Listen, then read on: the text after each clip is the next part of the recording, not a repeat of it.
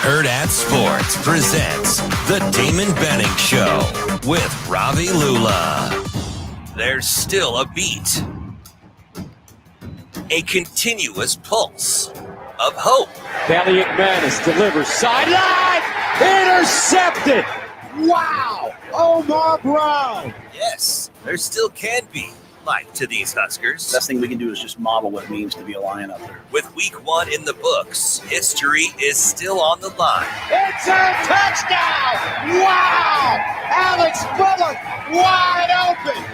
Nebraska makes chicken salad. Now the scene shifts to Boulder and Coach Prime as the Huskers look to rekindle a rivalry from decades gone by. And I stand up here before you and trying to pour into you so much and try to teach you about your time. And some of y'all get sensitive when I'm just trying to push you into your destiny.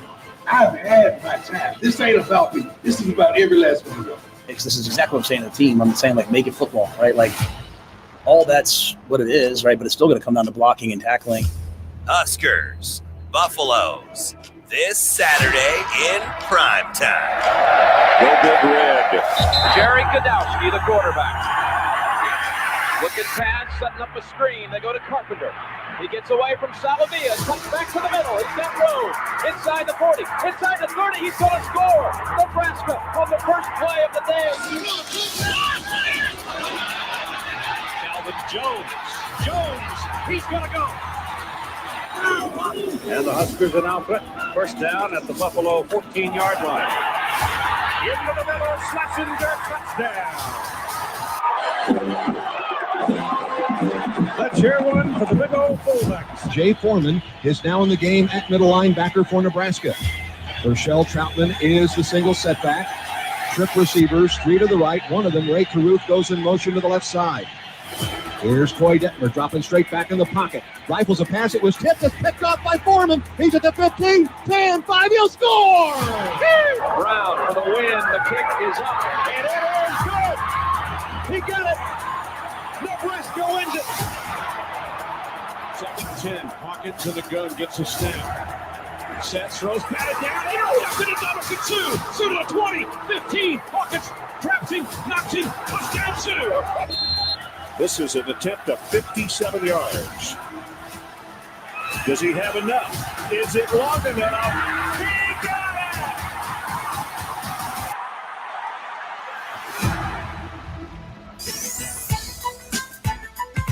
it! Okay. Woo! Okay. Okay, Shane. I see you. Attaboy. Man, if that doesn't get the blood pumping on a Friday, I don't know what will. But hopefully we can here on the Damon Benning Show with Ravi Lulla. Well done to Shane Schillerberg on that open. We're getting you ready here on a football Friday. Football. What are we wearing today? What do we got? Today we are going with Run it back. Run It Back. On West Side. I see you. Okay. Run It We were back. talking about repeats a lot this week. Run It Back 2023 is the theme. There we go. We're hype. The theme for the show today is football. Yeah. Football. I knew when Big Head was in the shower at 6'10", it was going to be a good day. We look forward to this one for a long time. You can hit us up on the Warhorse Sportsbook hotline, 888-638-4876. If Shane's Open got you as jacked up as it did me and DB over here. Attaboy, Liquid. You can also hit us up on the DB show at hurrdatsports.com. Tons to get to today, starting at 8 o'clock. We'll have Michael Rose-Ivey here to help us break down Nebraska versus Colorado. 8:45, we'll get into the high school game with Ty Wisdom, head coach at Millard South. Then we'll talk to some guy named Mike Sautter. I don't know who that is, but no, he's the best in the biz in covering high school sports here in Nebraska. And then we'll probably still not up yet, but no, that's okay. That means I can say mean things about him. Who are we to judge? And then we've got our guy Matt Verzal wrapping up the show at 9:45. Before we get into all that, though, I do have to say we had a little whoopsie on the show yesterday. Oh, I know. Yeah, so it was AI. We got fooled by the internet. Yeah. It's totally AI. So the Dabo Sweeney clip that we were talking about, where he's talking about Brian Ferentz, was a deep fake. Yeah. And listen, we're owning it. We didn't know. I thought it was real. DB thought it was real. I still am not. You're a little older than me, but I'm old enough that like the idea of videos not being real on the internet really is not something my mind goes to. And the funny thing with AI is I even looked at, because I even looked at his lips. Yeah, but it's gotten pretty good, so it's hard to tell. Yeah, I'm all out on AI. Although I did see him in a commercial last night. Like the answer?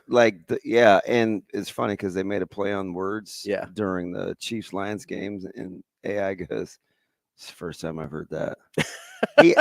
Listen, he actually looked lucid and looked good. That's good. I imagine if you film a commercial, you're not going to look like I've seen him in public. I was going to say, when he has... It's not like he's like been Jamal Charlo or anybody lately, but... Yeah, when I've seen him in random public appearances, he doesn't always look on top of his game. Like but he looks sharp. So he does. Good on that AI, bad on the other AI. Also, one of the most iconic pairs of shoes I've ever, in history. Yeah, I'm all out on those. On the questions? Yeah. You don't like those? No.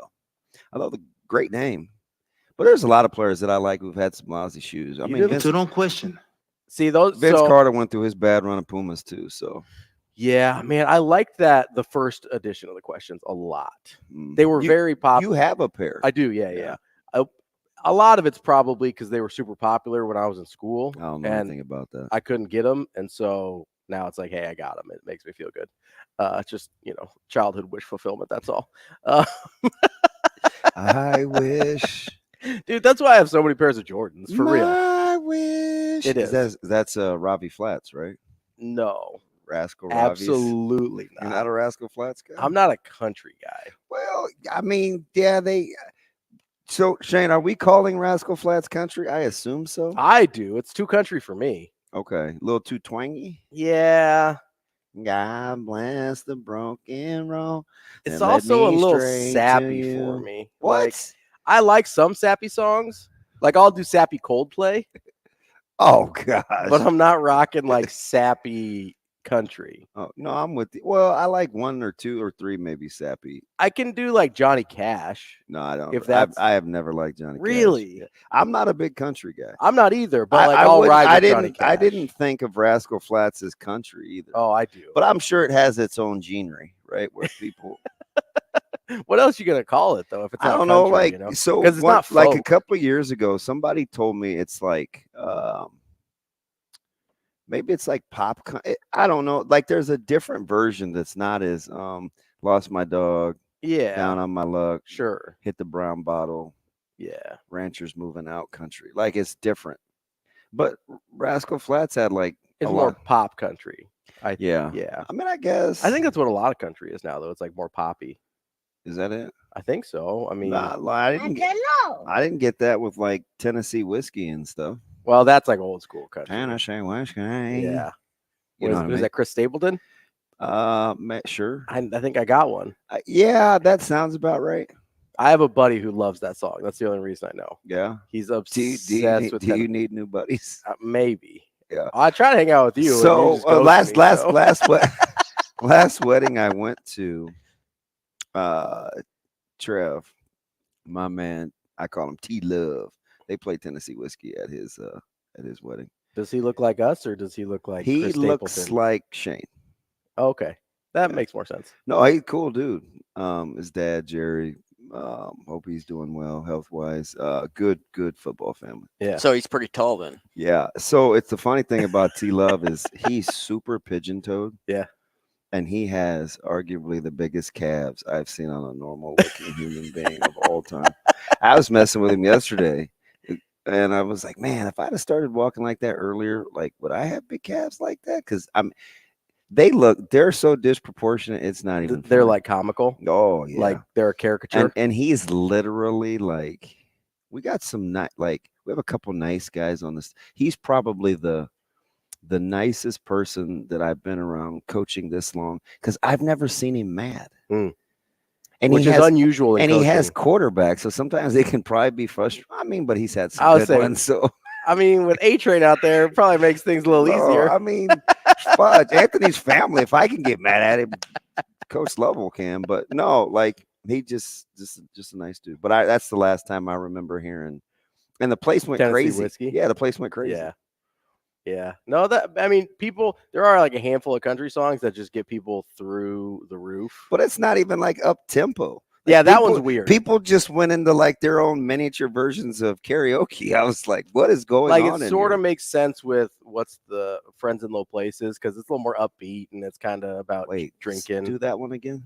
How does it go? I got friends. Oh, that's low. old. It is old, but I get why people like it because it's a little more upbeat and stuff at weddings. Tennessee whiskey is pretty kind of a downer for a wedding. Yeah, man, I'm awful queasy. We need to send Madonna.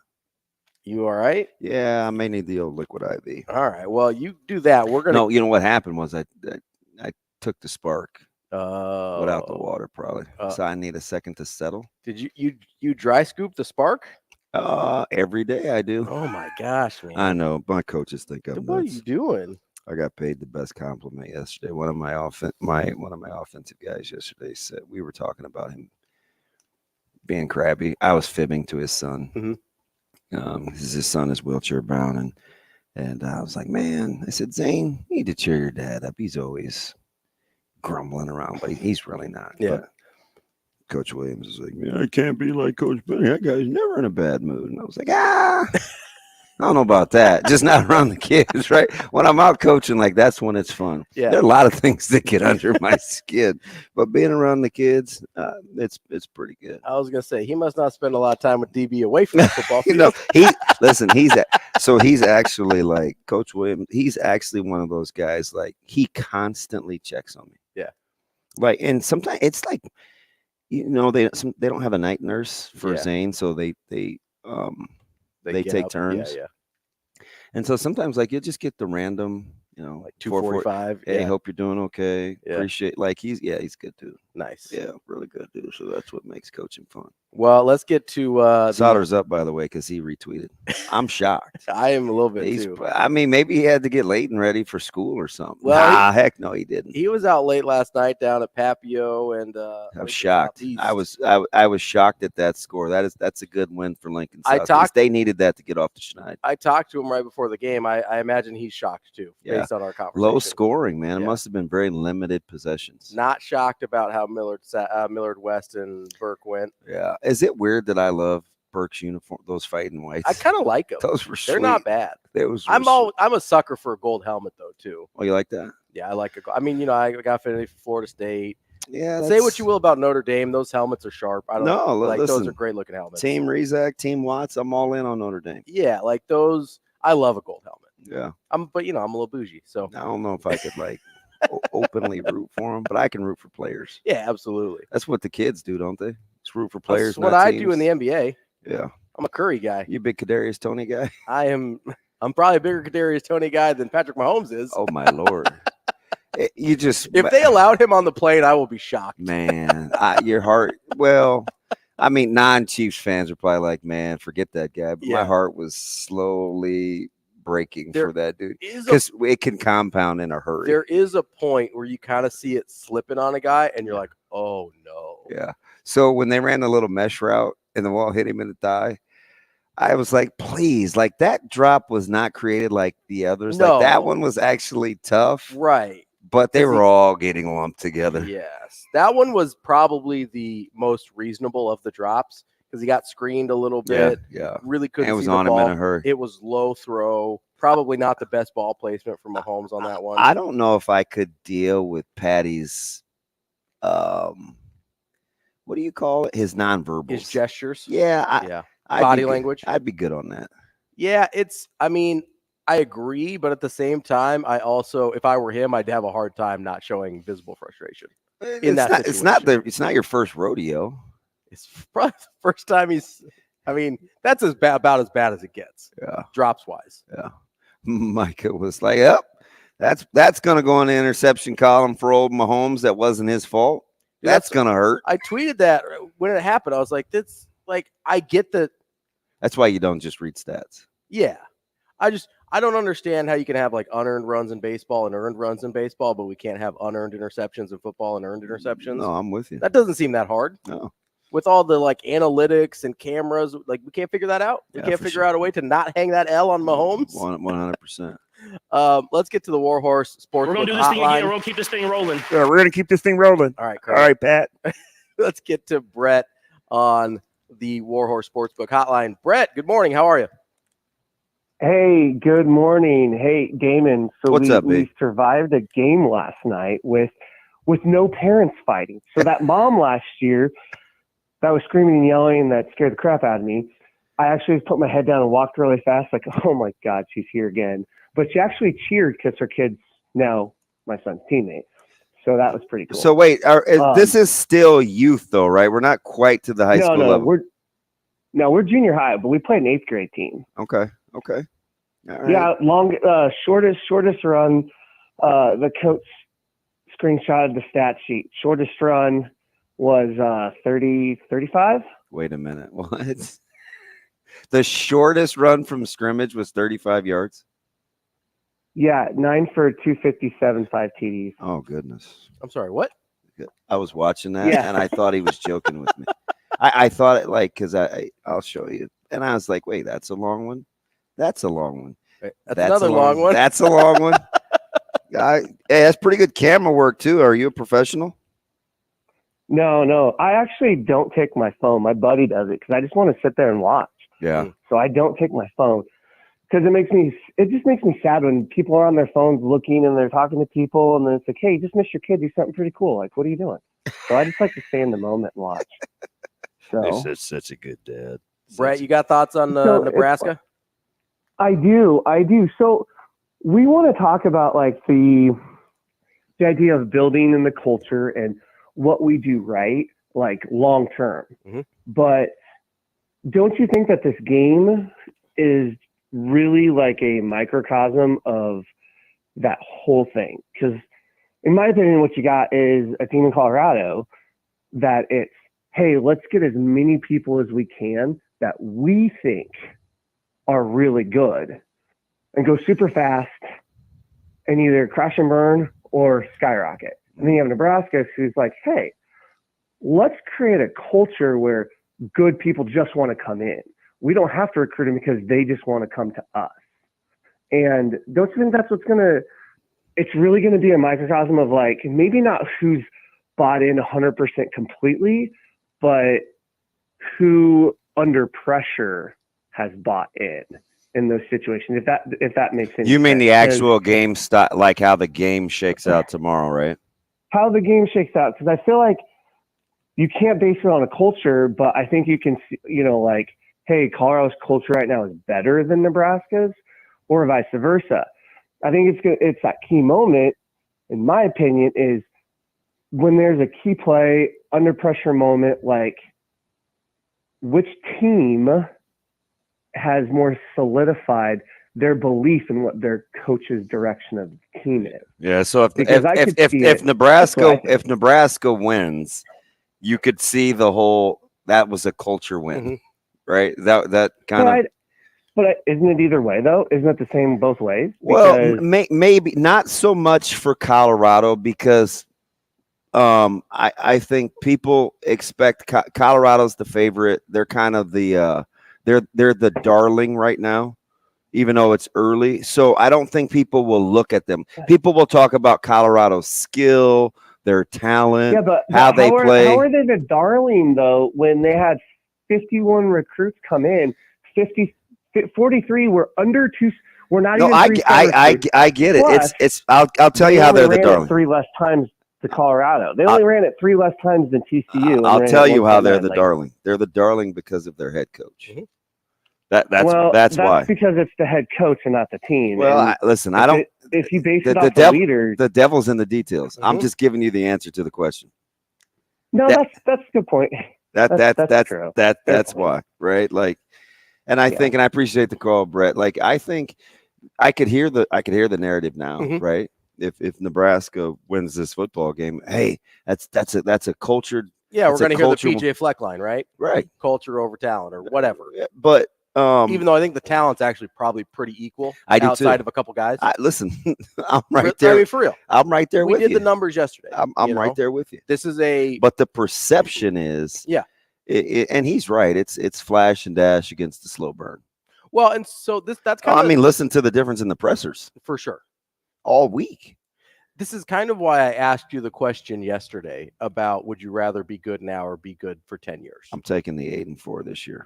Right, but that's because you believe in the culture. Yeah, and we haven't won a lot of games. You just want to win some games. I just want to win some games. I mean, did you not hear Doom yesterday? My man was like, I just want to win. No, he sounded desperate. Honestly, and I'm not making fun of him. He sounded desperate. I just want to win. So I mean, I think the season like it's rapidly turning into anybody but Colorado. I wish this game was happening in like year 2 or 3 because I think you'd get a better idea of the build for these two teams because I believe Matt Rhule when he says, hey, we're at the very beginning of this, right? Whereas Dion kind of jumped into the deep end right away. Yeah. Right. 2 different styles. Called his shot early. Like, I mean, he did, he's like, we're not waiting to win. We're going to win now. Yeah. And Coach Rhule never really put any time. The closest thing he said was, I hope it doesn't take 3 years for us to be good. Or I think, on Busting with the Boys, he's like, maybe it's closer to year 2 than year 1. But I mean, look at his year 2s. You're still talking about 5-7, 6-6. Like you're not talking about 10-2 in year 2 for Rhule typically. So it's still a slower burn than I think what Dion is going for. It's just a matter of prime time. How sustainable. Like if it works with Matt Rhule, that's sustainable, right? You've built a culture, you've built what your program's about, and then you kind of can just plug and play in terms of guys, right? Because you bring guys up in the system, you have guys that believe in what you're doing, whereas Prime is almost running basically a JUCO. You hit me with Prime. Well, My man. They have it on his website as it is now officially Dion Coach Prime Sanders. Yeah, it's on there. Yeah, that's I saw that the DM I sent you. Yeah, that is from their website. I think Shape got a chuckle out of that. Yeah, that was just for him. But I like Trent Klatt. How unbearable could he potentially be? Joel Klatt? Did I say Trent? Yeah. Yeah, Joel. It could be bad. Yeah. I think he's usually pretty professional, but also Colorado hasn't been good for a long time, so it's hard to tell how he's going to be in those situations. Like, I think Herb Street does a pretty good job in Ohio State games. I don't think he's overly homery.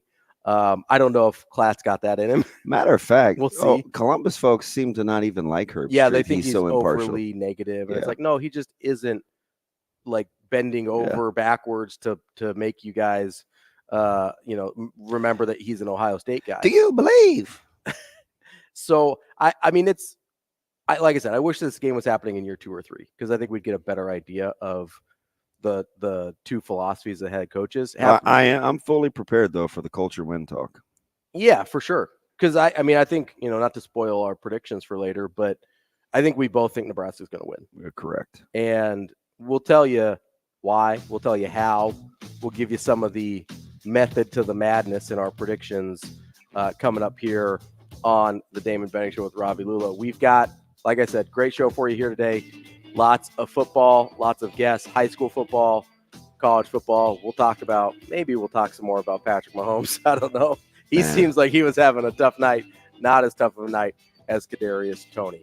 Make sure you listen on AM 590 ESPN Omaha or ESPN Tri-Cities, or catch us on Twitter or YouTube for the live stream. More of Benning and Lulla coming up next.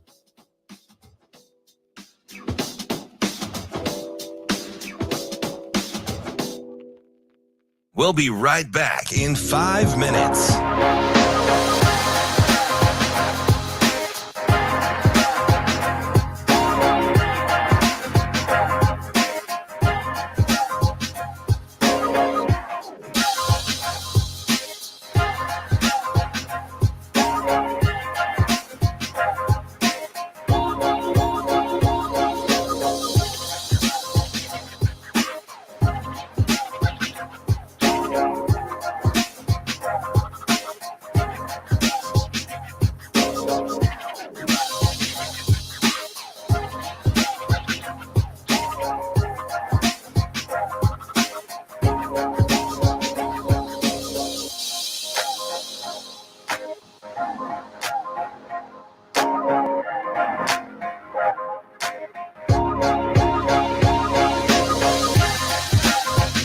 We'll be right back in 4 minutes.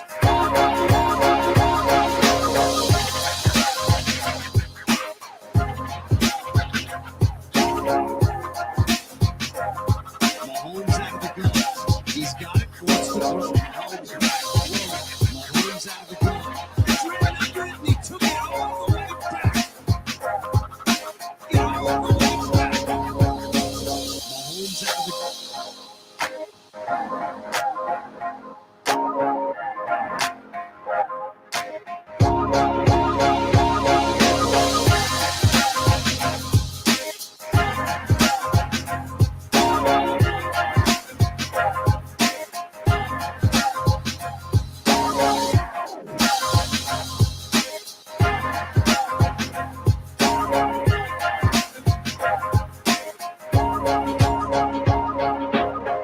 We'll be right back in 3 minutes.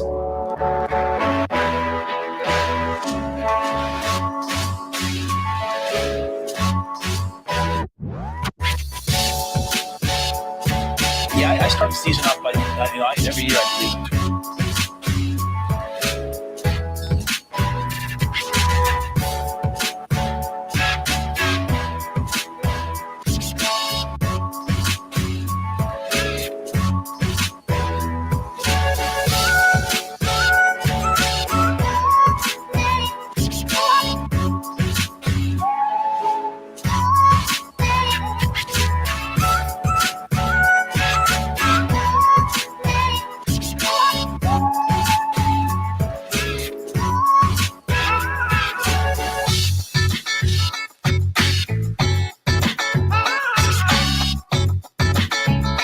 We'll be right back in 2 minutes.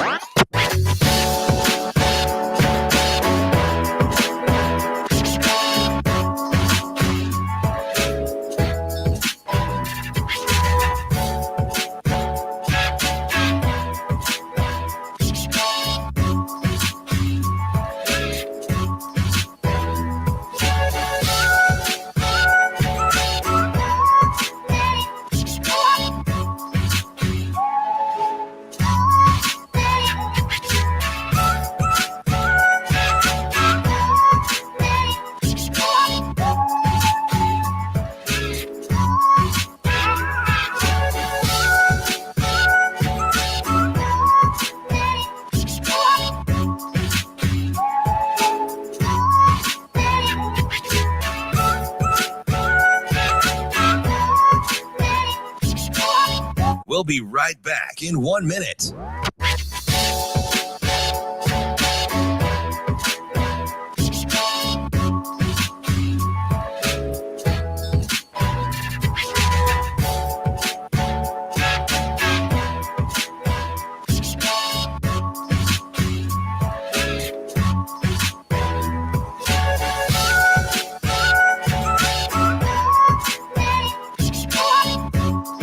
We'll be right back in 30 seconds.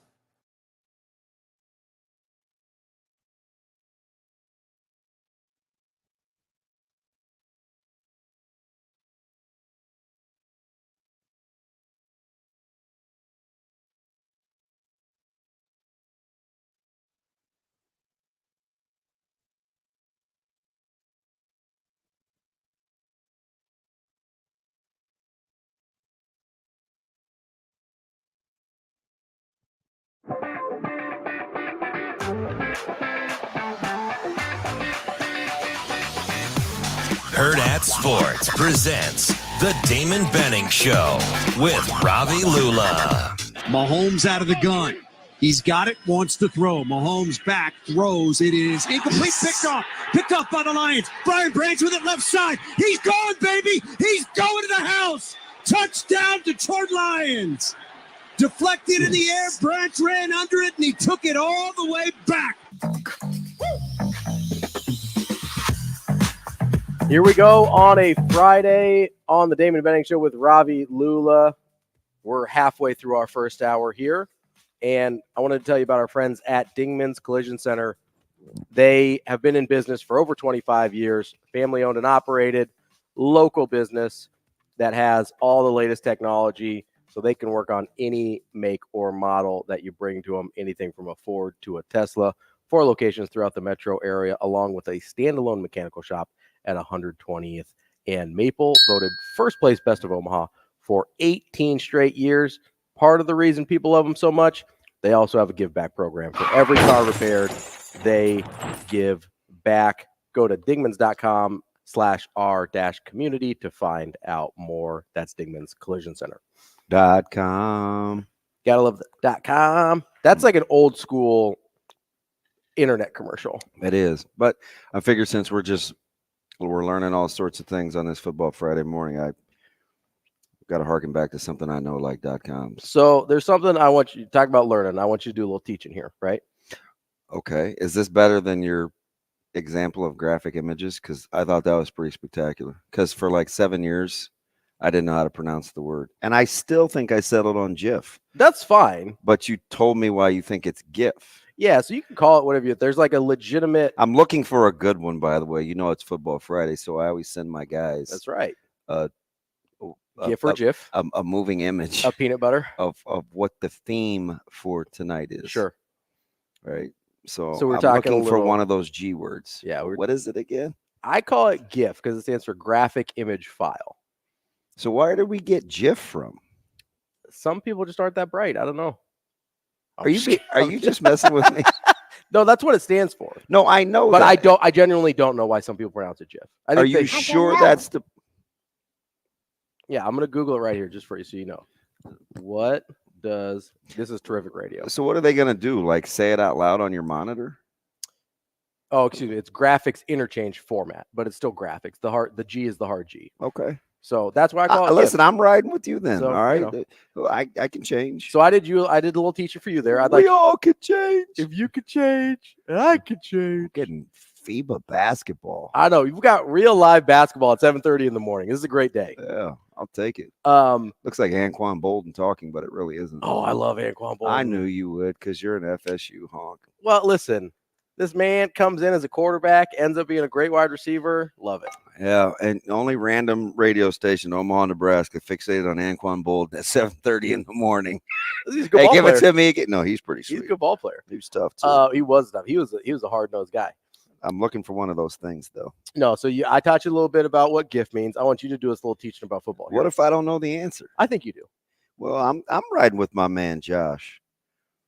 He says the guy who created the GIF word. Says it's pronounced GIF. Yeah, that's fine. He created the concept, right? Yeah, and Josh got me to stream, so I'm riding with him, which is fine. But after two stands years, for twisted my arm. Graphic interchange format, which is okay. So I'm still riding with Josh on this one. I don't. No disrespect to you, no, Ravi. it's fine. No, but he's kind of batting 1,000. No, it's fine. We're just like work married. It's fine. It's not a big deal. Sorry about that. My bad. Don't tell Jay. She probably wouldn't care. No, so I want too early in the morning for that. That's fine. My Toyota RAV4. I hate that so much. It's okay. How dare you? What would you like for me to learn you? So earlier this week. Oh my Lord! Don't you dare! I'm about to learn y'all today. I'll leave. Dude, Southern vibes, man. Google him on TikTok. I will not Google him on TikTok. You will love his shoe game. That's fine. I might put him on We're gonna go mute. ahead and bust it on down. You're gonna break the chicken down. I'm like, what? It's Bayou Bengal. Okay, go ahead. I'm sorry. So we were talking a lot about the Colorado. Again, don't dry scoop energy drink. Yeah, it gets a little At least swirly. my teeth aren't clicking. My lips are dry though. You got to watch out for some of those. Do I have any powdered donut going on? Are we cool? You don't look like you're like Tyrone from wow. from Dave Chappelle. Wow. That's what we're on. Is it Bigums or Uggums? It's Bigums.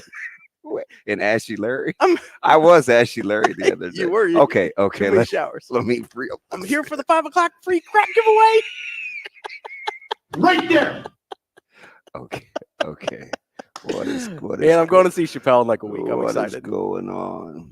Anyway, I'm a big Dave Chappelle guy. me too. I'm excited to go to a show. I'm pumped.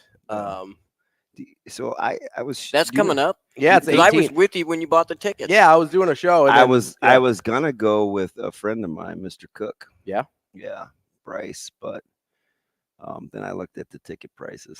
Yeah, I'm like, that sucks. Yeah, it's that dink life. Man, well, like I said, you heard my voice text this morning. If people would just hold up their end of when I send them invoices, we wouldn't have this problem. You're going all rounders on him. Man, he's money. Exactly, and it's a lot. Like, can we just get this thing going? I've been working from behind for 2 months. Yeah, let's pay our guy DB. Yes, all right? Please. I'm gonna go all John Malkovich on you. Pay that man. Chick. Have you heard Matt Damon's story about that? No, but I did watch. So blaming you, full disclosure, I guess I'm still going to learn you here. Yeah, next segment probably. Full disclosure, when you showed me the clip of how he was cussing out the reporter for asking the dumb question about his mom teaching in the profession, Matt Damon comes up on my TikTok all the time now. Yeah, the algorithm's got you, dude. So it's and a parent. Well, I won't get into that, but go ahead. No, I got some dumb things that are scroll. I'm gonna have to reset this thing. Yeah, delete the app and try again. Yeah, because I must have watched some sappy the letter of this person is yada yada yada. Oh, like the filters. And now it comes up all the time. I'm like, I don't even care. Like, this is not my style. Like, scroll. Sometimes the algorithm gets a little aggressive when you watch a video. Yeah, and the move one pen or pencil and make a square. Dude, every other video, just because I watched what they were trying to do once, it's like, and then it's like, oh, he must love this. Yeah, well, let's give him more. Actually, I don't. I know what it is now. Okay, figured it out. And why, when people play movie clips, do they not tell you the title? Is it so you stay on it? It's so you look at the comments, and so as you stay on the thing longer, and then if you try and go to their page to see, it's a whole thing. Yeah, it's a scam. I'm not following the whole thing's a Ponzi scheme. It makes me so mad because it's like, I would like to watch this movie. I have no idea what it is. Yeah. Apparently, I've been watching a lot of revenge TikToks too, because that's been a theme. You get law-abiding citizen on there. Well, that and I got that one the other day. Like people just hunting down killers and what do you call vigilantes? Dude, I don't know how this happened because this is not my style, and you know that, but I ended up with. Oh, I forgot Mr. Feelgood. Yeah, I gotta say. The only dude that turned off Bambi after the deer got shot. I'm done. R.I.P. Paul went out for Bambi's mom. No, okay. So I'm watching the football game last night, right? With Chiefs and the Chiefs and Lions, and I really need them to stop showing horror movie trailers during football games. I think that is the hardest genre to get right. I know you were making fun of me about monster movies because I was watching Godzilla. I wasn't making fun of you. I like some of them. No, I've watched some bad ones. I really liked the latest King Kong, the new Godzilla. I watched one that had subtitles where it had this Arctic creature. He was like Sasquatch, and there were some big ice sharks, and it was really some of them are really bad. I showed it to Shane. I was like, "How bad is this CGI?" And Shane went, "All right, let me learn you. What do we got?" We're gonna get to it next segment. Are you sure? Yeah, 90 seconds is not enough to. Dude, I can talk fast. No, it's fine. Well, it's a little more in depth than that. Are you sure? Yeah. Do I need to take another? So I'm going to tell you. Should I stop taking these? No, I think you should just keep rolling it up. See what happens. Dude, Sid rolled it. You look like you're packing cigarettes over there. So the guy that checked me out at Casey's last night was checking me out packing a thing of cigarettes. First of all, I haven't seen that it's been some years. Packing cigarettes? Yeah, my man was like. That's because you don't hang out with Stibbs and Sindelar enough.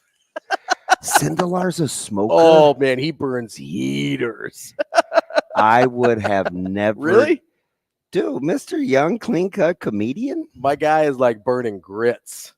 Really? Constantly. More than Cam? Yeah, probably. Close. Listen, that might be the most shocking thing I've heard. It just does not strike me as the type. He is. This does not strike me. You need to spend some time with him. You would love him. But I don't know if I can do it now that Well, he'll step outside. You'll be all right. That's the worst smell ever. No, you'll be all right. It's all good. I'm a little shook. Yeah, I would have never guessed. He strikes me as like a hipster. He is. They still do other things. Well, I'm going to leave that without comment. That's his own business. What he does in the comfort of his own home. Yeah, whatever that. Whatever that last segment was. We're going to try and get to some football stuff next here on Benning and Lulla. We'll be right back in 4 minutes.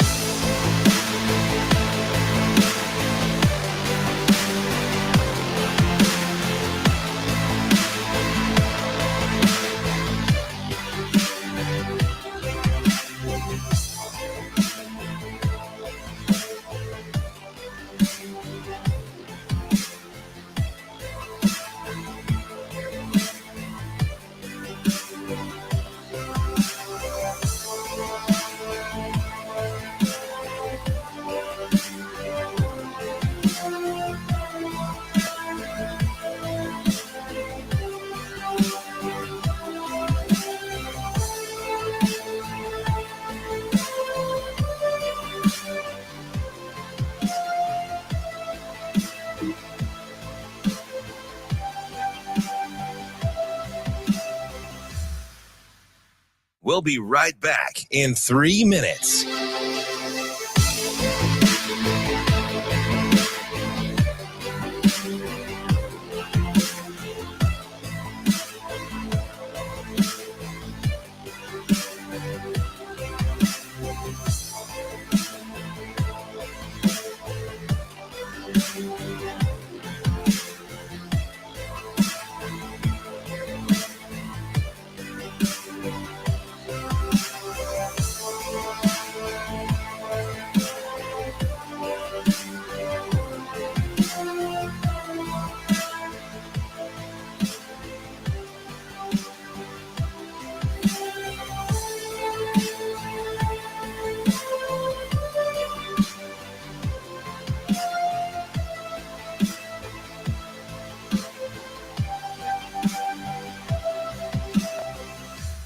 We'll be right back in 2 minutes.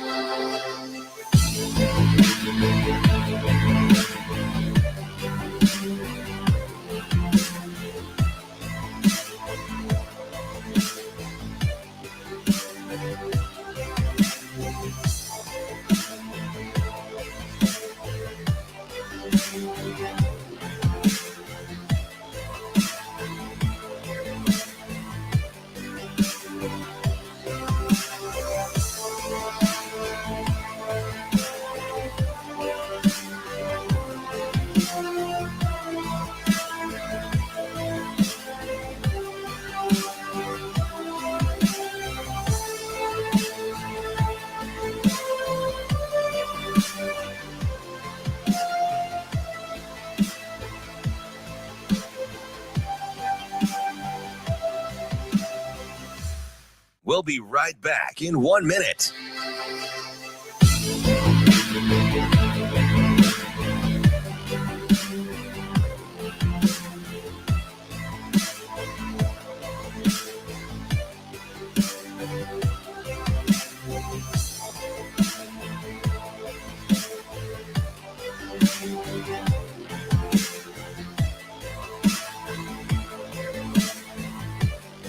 We'll be right back in 30 seconds.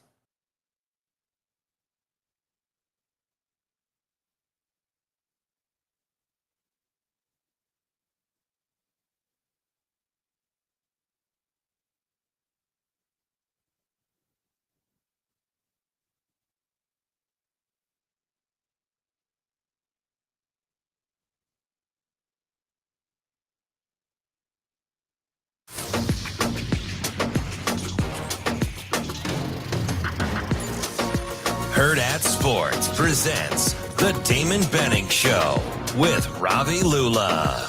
Yeah, I can't speak for them. I hope so. I certainly hope that they recognize that, it's an opportunity for them, but more importantly, the team's counting on them.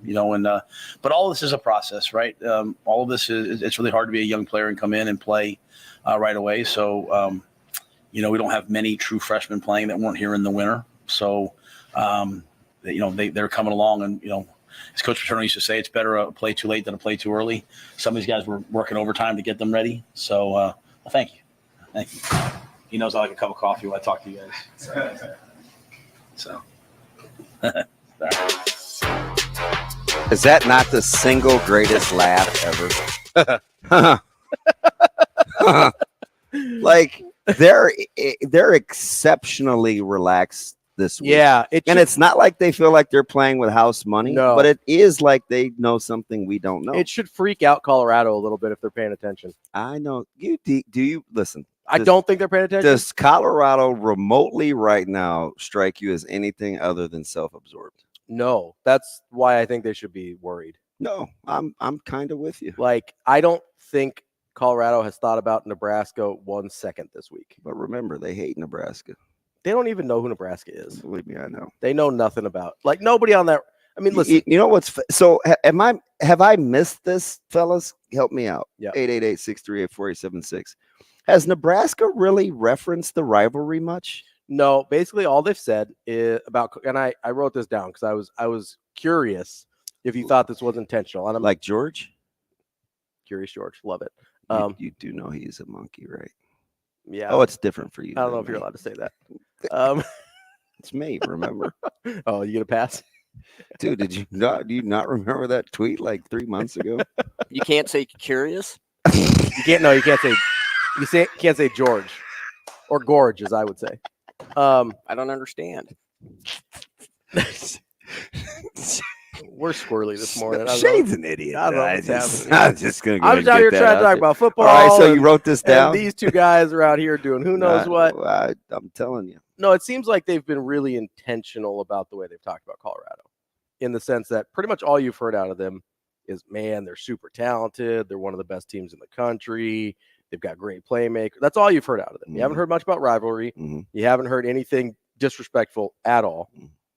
It's all been. Is anybody pulling their clothing off of IG clothing lines? I don't think so. Okay. I don't think there's any fake. It's not fake outrage, but you know what I mean. Kind of just like showy. Oh, look how much this rivalry means to me that I didn't know. Because maybe I missed it and I lack objectivity. So somebody can. I don't think clue so. your boy in. If I'm wrong, you can hit us up on the Warhorse Sports. You know who will though? Saturday. Is Saturday up yet? Let's see if Saturday is in the up comments. Yet. Is he in our comments yet? No. Saturday is not up yet. He obviously didn't dry scoop the spark like you did. No, the thing that I wanted you to teach us about a little bit. Oh Lord, how to Dougie? No. Hey. Okay. I wouldn't go to you as like my dance. Yeah, that's probably 100% good call. Like you don't. This is for the bourbons and the Cadillacs. It's Master P. You seem a little bit more like Will Smith and Hitch, where you're like, just keep it right here. Yep, right here. You don't need to make pizza. I'll be the guy that gets slapped and he says, there. "Don't ever, ever, ever do that again." I would have guessed that as country. Who'd you say that was? That was Master P. Yeah. Wow. I mean, bourbon and you see, that's how you know it was bourbon and Cadillac, not bourbon and Chevrolet. That's the difference between country and Master P. What'd I do? You good? Yeah. Can I get a GIF on that? It's not how you pronounce it. You can get a GIF though. That thing wet. Hey, what can I learn you? I maybe nothing at this point.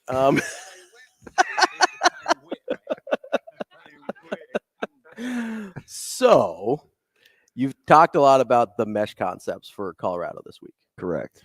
And how that was basically all they did against TCU. Yeah, a couple four verts, mesh. Yeah, it's about right. So for people that are, so this is how I like to kind of describe it here. Football is a second language for me, right? Basketball is my first language. I'm sort of like the kid that took 4 years of Spanish in football. I kind of know what's going on, but I'm going to miss some of the terminology, right? Fair. Is that fair? Fair. And so I'm trying to break this down for people that are in the same boat as me. Mesh concepts for people like me are basically you're running a lot of crossing routes to try and get natural picks and short and intermediate passing game. A lot of high-low. A lot of short and then intermediate to kind of change the levels of the defense, right? Correct. And then you've usually got one or two kind of flares or flats from the backfield or tight ends, right? Yeah. Is that a decent? That is a decent. I'm going to put something out on Twitter for you, my friend. Okay. To help you out. It's an all 22 that was out the other day, but yeah, I'm gonna help you out. So there's that. That's a quick summation of some mesh concepts, right? Yes. So what makes that so difficult to defend? I understand in a man right? Because of the natural picks and things like that, because basketball is my first language. Anytime you have natural picks, a lot of times people get lost in the shuffle. It's like trailing a shooter. Yeah. It's hard to communicate. You end up behind a guy you don't want to end up being behind, and a guy ends up open that you don't want to end up open, right? So my thought is, okay, well, you run a zone then. Well, problem with a zone is they find those holes in the zone, they drop off, or they kind of settle down from their mesh concepts and find holes in the zone, and they just pick you apart all day. So my question is, how do you defend mesh concepts? Because there's an answer to just about everything, right? Mm-hmm. Yeah. So you can place a man under where, for all intents and purposes, it's you got guys passing off underneath concepts. Like a bump in basketball, right? Yeah. You're like following him through your zone. Once your zone's through, you bump him to the next guy. Like switching on ball screens. Like a matchup zone almost. You take who comes to you. Yeah. Right. You can do that. Nebraska may find themselves playing some quarters concept where it's like you have underneath coverage from your second level guys. And then you've got four guys. Splitting up the back end. Quarter. 4 1 quarters are a hole, right? Yeah, one. You're a big integer guy, right? So the problem is you have to get aligned correctly too, because it's all about. I always tell people, and you can Google this because it's not great radio, but you always want to leverage the ball and not the blocks. So sometimes formation wise, it's easy with motion to get out. So Troy was talking about yesterday in some 3x1. So like 3 receivers like trips by 1. Yep. And it can be with a tight end too. So it can be like trio, trips, tray. Yeah. Any 3x1s where Mike is kind of in a bind to the 3x side, your inside linebacker, because he still has to honor run game. And he's going to try to work his way out to number 3. Number 3 is the third guy that's furthest from the sidelines. Right. So the guy closest to the guy closest to the sidelines is 1. Yeah. The next guy in is number 2, and so on. Guy closest to the ball. Yeah. So with some of those concepts, if you're playing man or some press techniques, you could find yourself trailing a ton of routes. Right. Like, so on 2 of the ones which is what TCU did a lot. They ended up trailing a lot of routes and they got burned all day. Oh, because they didn't adjust to it at all. They didn't adjust. And so for Nebraska, I think it's all about the underneath coverage. It's not even so much about pressuring Sanders. I mean, they may. Yeah. But remember, just because you pressure, just because you see a guy coming doesn't make it a pressure. Right? Or a blitz, I should say. Right, because blitz is more than your normal. Yeah, it's right. So then you just get into pluses, right? Like if I'm only rushing 3 and I bring 1, it's not a blitz. No, I'm still only bringing 4. Yeah, 4 is the standard. So you have to get into like +1, +2 pressure. So I'm not even sure you have to do that. But what I do think you have to do is communicate. You have to understand leverage. Where if let's say the number 2 is close to the hash or closer to the formation, he's letting you know he's probably going to work his way out. If he widens his split, he's probably going to try to work his way inside. And understand college hash marks, where we went through this a ton with WS, right? When they're to the boundary and to the field, and how backside safety has to play to the one receiver side. You have to know if you have the boundary or if you have the field. The field lets you know how you need to get lined up. Little things like that. Again, it's kind of techie, but some football guys and gals will know. So for Colorado, it's a lot of 4 verts, a lot of the mesh concepts. It was almost all man beaters. Yeah. Right. So you have cover 2 beaters, you have cover 3 beaters, there are certain passing concepts that stress what you want to play. Sure. Right. So TCU was kind of getting caught in no man's land. You're 6-7 yards off. You're still wanting to play some man techniques, but you're allowing Colorado to work in space. You either, and I just said this Tuesday about, can I use another WS example? Yeah. Isaiah McMorris, right? probably going to play. I'm sure he'll play tonight. Mhm. Where we just do all these cut-ups. Where he makes hay is you get caught in no man's land. You either have to press him and touch him and be physical, Mhm.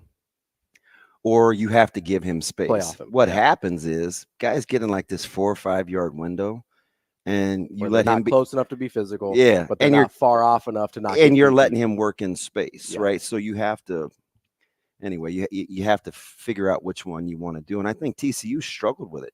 And this is, I just tweeted out in all 22 where they talk about this, so you can go to @Damon Benning and check out some of the breakdowns of what Colorado was doing. It's a really good teaching tool because it's all 22, so you can see. You can see it, the whole field. I'm gonna say this, and I know that it's kind of not cool to say because you don't want to question how hard people are playing. TCU wasn't hustling. Yeah. They just did not come across as a team that was playing hard. very hard. Yeah. And that cost them too. But take a look at those concepts on the all 22. Really good stuff there with DB. Coming up next, we'll talk to our friend Michael Rose-Ivey to start breaking down Nebraska and Colorado here on Betting on Lula. The show will be back in 4 minutes.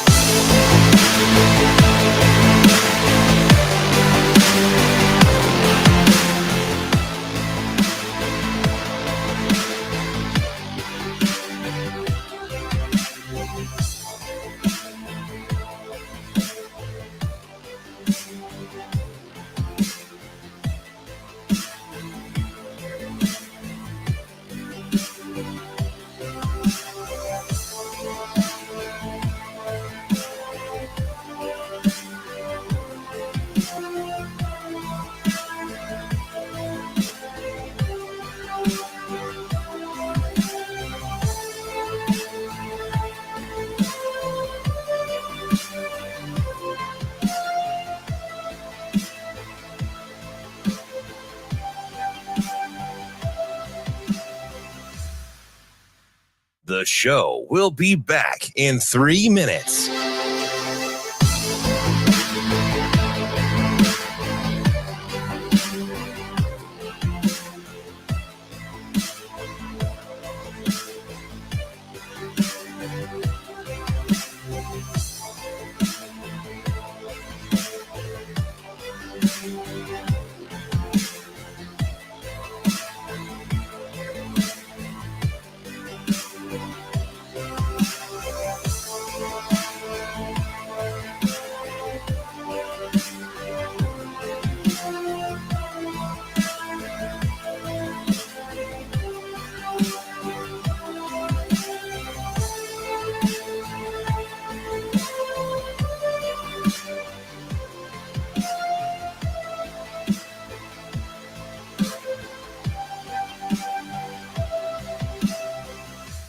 The show will be back in 2 minutes.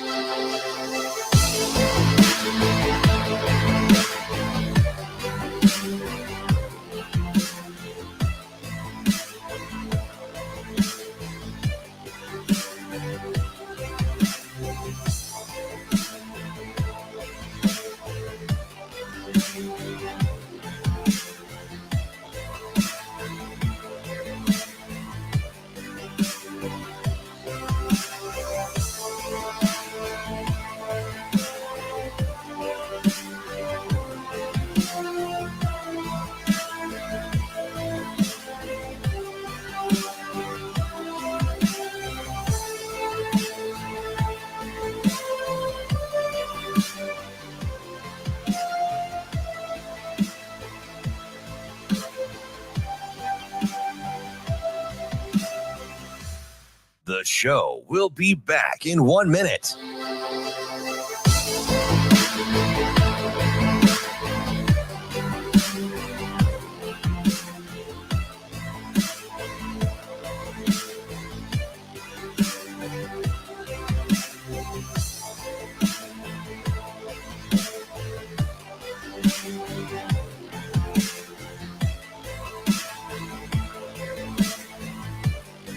The show will be back in 30 seconds.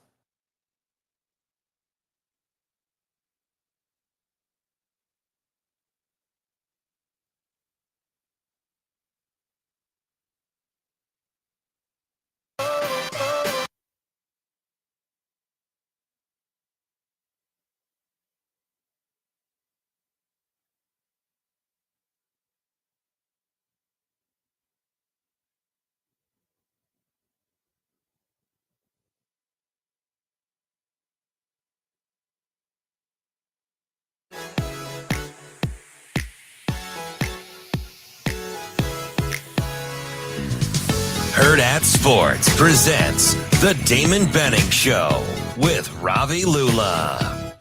Yeah, I start the season off by, every year I delete Twitter and Instagram, and I just kind of live my life old school. If I want to get the news, I read the paper.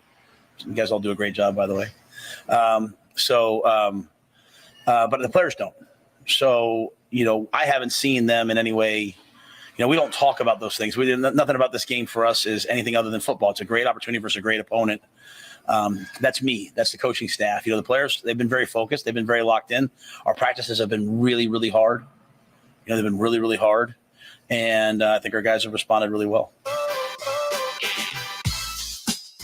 Kicking off hour number 2 with one of our favorites, former Husker, Michael Rose-Ivey. Michael, how you doing this morning? I'm doing good, man. It's Friday. Got a game tonight. So it's a lot easier to get up on Fridays than it is Monday and Thursday. Am I right? Like I'm in an exceptionally good mood, right? You know how these days go. They're long for coaches because we're not going to be done till 10. But when you get up, man, you're just full of juice. So a lot of times I have a hard time dialing in. So you're going to have to bear with me if I get a little squirrely. Okay, we got a big one tonight too. Oh yeah, for sure, man. And got another one on Saturday too. So it's gonna be a fun weekend of football. So we're kind of dialing in now. I'm breaking down. Well, I'm not necessarily. I'm trying to through radio talk a little bit about what makes Colorado that offense and how TCU played it so mind-boggling, right? With right. I mean, you see it now, right? With some of these mesh concepts and the 4 vertical principles. TCU's lack of adjusting to how they wanted to play it from a coverage standpoint. When you're watching that unfold, was that more about Colorado and their concepts for you or more about TCU and how they defended it over time? Definitely a mixture of both. And I'll be honest, and it kind of reminded me a little bit of the kind of stubbornness Bo had with running match stuff. Yeah, yep. That's exactly what it felt like, At a certain point, you got to let your guys spot drop. Now, I'm not even a big fan of spot drop, but, with as much mesh and them getting a running back involved, I mean, you're having safeties have to communicate with linebackers about passing off tight end running back.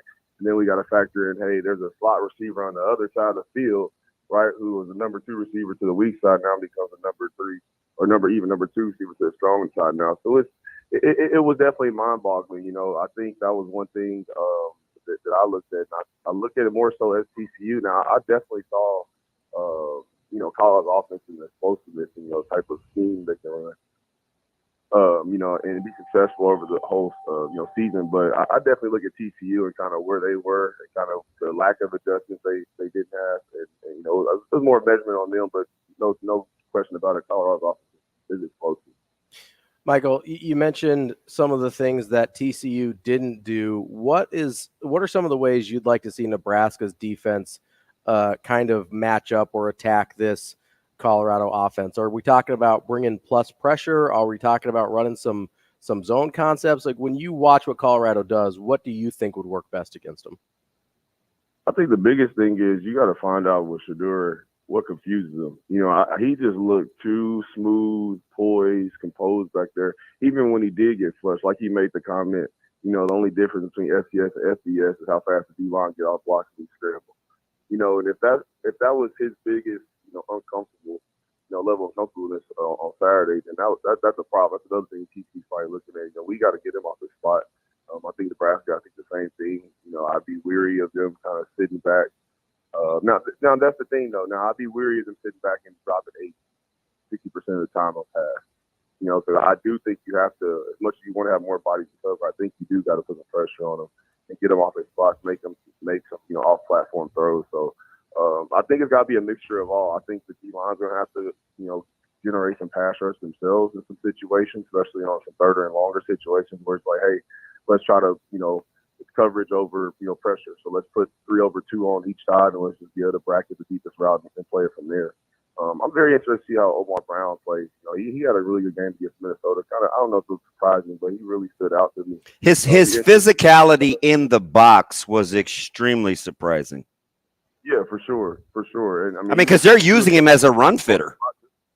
Right. You know, and I think where he matches up, you know, they got 4 guys obviously that had 100 yards last week. You know, with Weaver, Hunter, and Horn.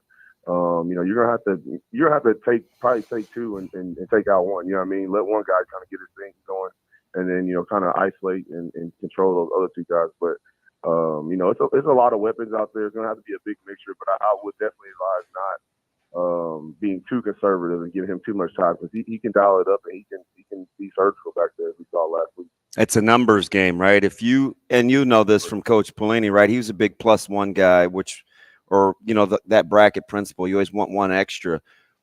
If with an odd front, with a 3-man front, if Nebraska, let's say, brings 2, it's still 5 for 5, right? You'll have to single block everybody, but you're still +1 in coverage because you have 6 back for at most 5 receivers. How do you think that concept kind of works with what we may see tomorrow? You know, I think that's going to look more like, you know, running your single high stuff. You know, if you're going to be in your cover 3s and cover 1s. And the problem with that, especially with cover 1, is you're going to give your safety obviously a middle field principle to start off with. But game plan wise, it's like, okay, who do we shade you to? You know, it's like, you know, if you got Horn and Weaver in the slot plus Edwards in the backfield, you know, I think that's where the biggest matchup is. Honestly, they kind of the number 2 receivers. Not even number 2 receivers. I think our linebackers on Edwards in the passing game. I think that's going to be a big one, especially if we are able to cover and, you know, put more guys on the back end and double up on the outside on the number 2s. You know, the check down is there. You know, they're going to get Edwards the ball. I think the Wilkerson guy, I mean, he's more of a runner for him, but I think how our backers do against the running backs, that's going to be a big key. And I think too, man, everyone's talked about. I just popped out at me. Everyone talked about online, you know, all we got to do is run the ball. I mean, TCU was 37 carries for 262 yards, 7.1 yard average. You know, it's not as simple as just run the ball. You know, even still with running the football, Colorado had time possession by over 9 minutes. So it's not going to be as easy as run the ball. I think they're going to play some complementary football, offensively, defensively.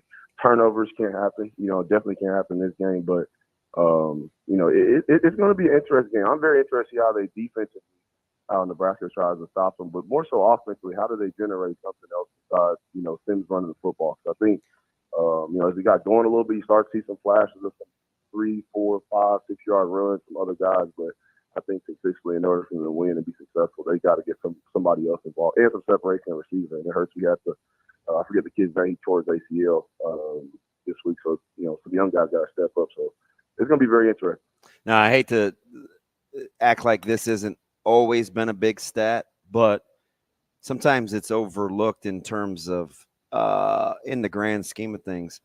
Is third down stops and conversion rates bigger in this game than, let's say, it normally would be, or is it just what it is? That's interesting, because I honestly think this will be a game where a lot of 4th and 2s, you know what I mean? I think it's going to be a lot of teams can stay on schedule. Yeah, if teams can stay on schedule, I see both teams being very aggressive, trying to, you know, really kind of impose a physical and psychological will that, hey, we feel very confident about what we have, you know, we're going to go out and do what we need to do to get those yardages. But I think it's situational. I think third down becomes so situational now that 4th down, people going for it on 4th down is much more prevalent. It really is situational, you know what I mean? And it almost is, like you said, you're playing a 4-down mentality. We're just not trying to allow them to get, you know, originally 10 yards and 3 downs. But now it's, hey, they got all 4 down. You know, defensively, you know, do we want to be as aggressive on a 3rd and 4 or 3rd and 3, right? And we may give up a bigger play because, you know, we're bringing guys to the line of scrimmage. So I think it matters situationally. I think you saw that with Minnesota. I mean, Nebraska wasn't terrible offensively or defensively on 3rd down, but it wasn't enough, you know what I mean, for us to be able to get over that hump and get that win and get some stops and get off the field and give the offense, you know, better field position. So it's definitely something that's situational. It's the last time you remember 2 teams, and maybe this is how you get, you know, almost 1,200 yards between the 2. Colorado was 9 of 15 on 3rd down. TCU was 10 of 17. Colorado 2 of 2 on 4th downs. It doesn't take long to figure out how you may get an extra 4 or 5 minutes time of possession. But when you factor in TCU going -2 in turnovers, you can get to 9 in a hurry with the new clock. For sure. Yeah, you can. And, I mean, TCU missed 2 opportunities to even score in the red zone to score a touchdown or even get a field goal. And Colorado was 4 for 4.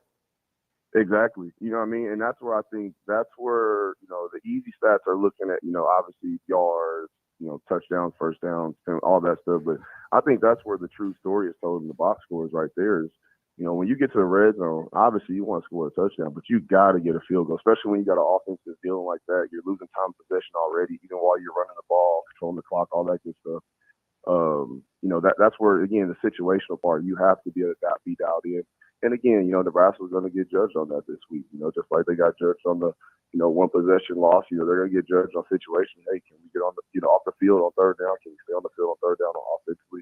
And if we got to be out there for fourth down, can we convert it, or can we get the job done and get off the field? So, you definitely, like you said, I think convert those third downs and those fourth downs, you get more time possession. And, it just blends more, it's more favorable for Colorado, to have that ball in their hands because they're just so explosive. Michael, it seems like Colorado this week has rather enjoyed their time in the national spotlight. If you were on that coaching staff, how concerned would you be that maybe they're not focused enough on the task ahead of them? When I don't want to say chaos, I guess, but when you create an environment, the Deion's created, they drop a video every day. His son, sometimes multiple. Multiple. Yeah, Junior is a magician with the camera. He's gonna get something up on Twitter every day. So for them, it makes for any other team, for like a Coach Saban, the rat poison. We're not buying into the hype. We're not buying into the hype. I could see that for that team, but for a Deion Sanders-led team, look good, feel good, play good, all that good stuff, guy, show me the money, all that great stuff. Like I think they're good with handling hype. Now, obviously, you got to go out there and prove and play, but I don't think psyche would be something I'll be concerned about because as a coach, this is the environment I created. You know what I mean? I told you guys I'm bringing Louis V. luggage the first meeting, right? So it's a different mentality. It's a different way of doing things, and it works for them. Week one, and we'll see how they respond. But as a coach, if we create this standard, we create this environment, you got to live in it. That's what you're giving your players, and told them this is what they're allowed to do, allowed to be a part of. So another reason why I think Nebraska has more than a puncher's chance in this one is, how many people do you think realize, or maybe I should ask you, within how many yards difference, MRI, do you think Colorado's yards per completion was against TCU different than Nebraska's yards per completion against Minnesota? I would say 12 plus. Listen, Colorado was completing 10.6 per. Nebraska against Minnesota, 10.1. Did really? Nebraska exactly? Exactly. Does that surprise you that Nebraska's efficiency when balls were completed was as chunky as it was?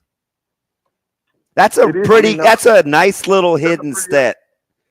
And you obviously got to say that Colorado passes more than Nebraska, so it ended up working itself out number wise. But I will say now that I look back on it, when Sims made the right decision and got the ball where it needs to go, like you said, you were picking up that 8 to 13 yards, right? So I think that's where again it boils down to the decision making is like we were in good spots, we were in some manageable third downs and things like that. Things that we just talked about Colorado doing to keep the clock, keep the ball moving, keep control of the game. It's just a decision making, and I think I don't know, it just could be optimism, but I really feel like Sims is going to come out. Me too. I really do. I really do because I mean he's very cerebral. I mean you look at him and Shedeur. I mean obviously Shedeur has shown himself to be a little bit more of a natural passer, but very similar build and just even mentality. I think they carry themselves with a confidence. It's not too braggadocious, but it's like, hey, I know who I am. I know what I can accomplish. I know the type of player I am. I'm honestly expecting Sims to kind of have a little bit of a breakout game. I think he's seen some live game action for the week one last week. He knows what he needs to do, and I think Rhule's going to be one of those guys that one of those coaches that can make that big week one from week two jump. So we all know that's when you're going to make the biggest improvement and see really as a team can we handle adversity, or like we talked about earlier, can we handle success? So I'm expecting Sims to play well. So, Michael, I'm curious what you saw from Sims in week 1 against Minnesota that gives you that confidence, because obviously the storylines are about the 3 picks and kind of him staring down some receivers. So what did you see? Obviously the QB run game, I thought he made terrific reads basically in all of those situations. But in the passing game, what did you see that gives you some confidence to say, hey, he might actually do okay here? I think what the biggest thing was a little bit of the separation. I think too, with the route contest, Minnesota was sitting pretty heavy, especially at the safety. I mean, that 27 kid. I mean, yeah, Newman's the real deal. Yeah. Oh my God, he's gonna be a guy. And I just think for Sims, I mean, he, like you said, he had some throws, that were kind of on time throws, right on time, hit right on third, second step, whatever it needs to be. Obviously, the run game is there. I just think the makeup of what Rhule is building and just always constantly improving, and even talking about it is like, hey, we're not going to harp on this. This isn't even talking about the statistic of losing 1 possession, 1 point games, all of that. Hey, this is an indictment on this team. It's not an indictment on every other team that failed to do that. And I think just that mentality of moving forward and not really harping on it, I think that's going to give Sims a little bit more confidence. And going into this week, obviously a big opportunity for him. I think he'll recognize the opportunity at the hand. MRI, are you subscribing to the theory that Daniel Jackson Jr., Corey Crooms, Brevin Spanford, Elijah Spencer, those guys got to take a back seat to Colorado's receiving core? Because the narrative that I keep hearing this week is that this is some varsity to JV transition for Nebraska. No, I think that receiver core was pretty good. Definitely going to be up there. I think in the Big Ten, you look at Penn State's got a couple of guys. Obviously, Ohio State's got a receiving core that's rivals some NFL teams. But I think they're within the top 3 in the Big Ten. Obviously Daniel Jackson showed himself as a playmaker. So did the other guys who need it. They were even down one of their better receivers, Altman Bell. Yeah, so I think for them. It's definitely. I think more so the way the offense operates. I mean, that's the best way. People are going to look at the optics. What does it look like? They're out with more speed, more spread. More yards after catch, probably opportunities when you talk about Colorado's offense. But I just look at the skill sets. And like I said, they got some good quality receivers. And maybe a little bit more twitch maybe than Jackson and some of those other guys in Minnesota. But I think as far as skill level, I think they're all comparable. Like I said, I think the biggest matchup is that 3 seconds is gone in that pocket. Who's on the line, who's on that running back? Because I think that's going to be a big key for them, especially like we talked about 3rd and 4th down to try to keep the clock moving. Michael, so let's kind of sum a lot of what we've talked about up here this morning. Kind of give me your path to victory for Nebraska against this Colorado team. There's got to be special teams and defense. I think take the air out of take the air out of the crowd. We win the coin toss. Let's receive it. Let's go 8 minutes down the field and really set the tone. That would be great. But I really think it's got to be defense and special teams. They got to win not only the time possession, which I think can be a little bit overrated, but more so the field position. Where are they starting their drives at? On kickoffs and after turnover on downs or turnovers, right? And where's the defense starting the drive at? Those are 2 stats just becoming the head coach. Honestly, that I didn't. You realize how important. Obviously, we saw the 40, got 60 yards to go, but statistically, how much improvement in your probability of actually scoring and getting points, but even just flipping the field, being able to get the ball on the other side of the field. So I think Rhule, I think that's going to be their big mindset is defense, controlling the field, trying to control time possession, but at the end of the day, time possession doesn't win ball games, scoring does. So putting points on the board, playing penalty free, obviously eliminating turnovers, but not playing too tight, obviously where we're not trying to take chances on the big play. I think we got to let some of these younger receivers, they got to show us what they got this week. If they're going to be in the rotation. You look at, some of those guys we've heard some good reports about, but obviously when the lights come on, 60% of the stadium is filled with Buffalo fans, and they're excited about it. We got to make sure we're ready to play. So I think it's going to be defense, special teams. I think with a little bit of blood flowing with the rivalry and just what's going on, I think it'll be really good. So we saw this a little bit and I'll get you out of this with Wisconsin and how you guys like to play defense and how they use motion to dictate counter for short edges and putting DBs in run fits in 14, 15, things like that with how Bo liked to play defense. What do you think about if the premise is making linebackers cover and corners tackle? You can situationally put guys like Travis Hunter intentionally in run fits to maybe shave some of that endurance off of reps per game. How much do you think that will be a focal point for Nebraska to make the secondary tackle based on how they'll formation Colorado? Yeah, I think how they're going to use Hunter will be interesting. I mean, there's no way he can play 120 snaps each week. But if he's able to, I mean, you got to be able to focus on him. You know, he's a guy that definitely can be a playmaker. I think the biggest thing is I don't necessarily think shifting the coverage towards him. I think mainly really just play what you play. I mean, because if you shift the coverage, I mean, again, you got two other options, the Weaver and Horn, that obviously can hurt you, and then Edwards as well at the backfield. I just would try to wear him out defensively by making him fit in the run game. Oh, you're talking about him on defense. Yeah. Okay, you're talking about him. Yeah. Oh, yeah, for sure. Yeah, I would get in some nub formations, tight end, only on one side, and let's run the ball to the side, make them have to come up and force it flat. Bubble screens, make them have to come off blocks and tackle. Trying to get him on motions. I mean, anything you can get him to moving. So, I agree. If he's on defense, trying to get him in the run strip, try to make him be a physical guy and see if he can take that toll. I'll walk our listeners through nub sets. That's a big deal because if you spill, it's got to go to him. Got to go to him.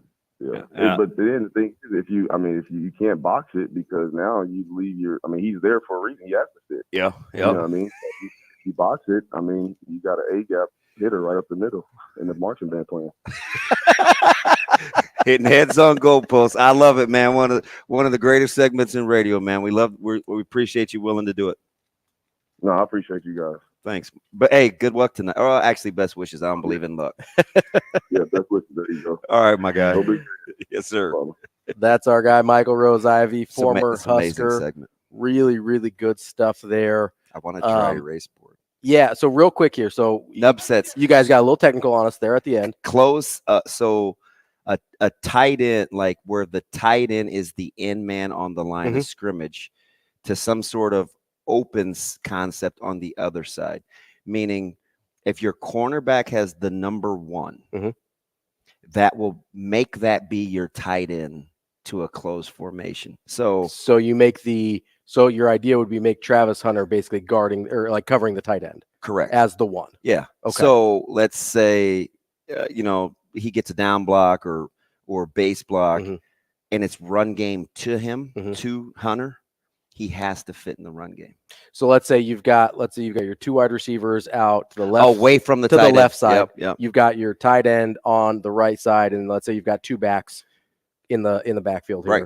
So you've got all of that going to the right side towards Hunter, so that he has to be the guy that either takes on the fullback, takes on the tight end, or makes the tackle on the. And then back. He's saying if he boxes it, where he wants to keep everything inside of him. So he stays to the outside. You're 1 gap short. Yeah, which means you've got tight end and fullback heading downhill, and whoever's running that ball is housing it. I think I can draw it on a napkin, but yeah, we have nub rules. Yeah, right. If you get a nub, you have to play it like this for us. Like it's key. And believe me, we're not the smartest guys at the high school level, so I know colleges will do it for sure. Great stuff there from Michael Rose-Ivey and from DB. Coming up next, we'll give you our keys to the game on Benning and Lulla. We will be back in 5 minutes.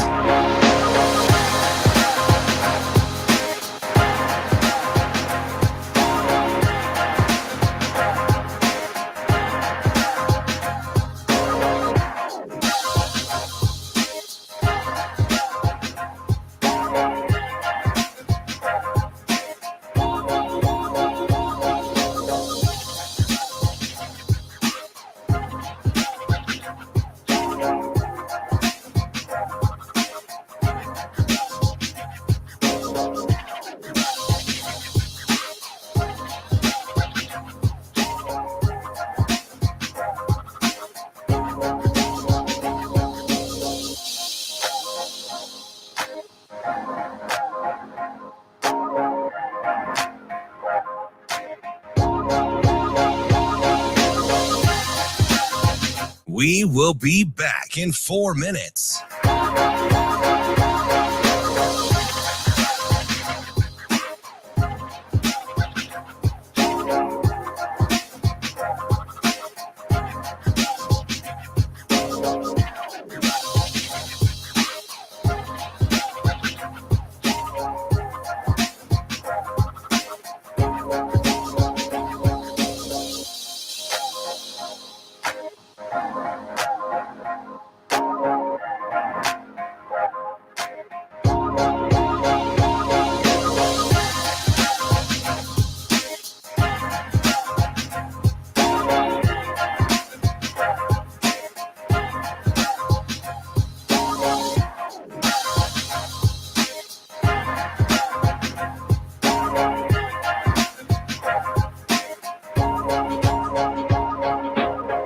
We will be back in 3 minutes.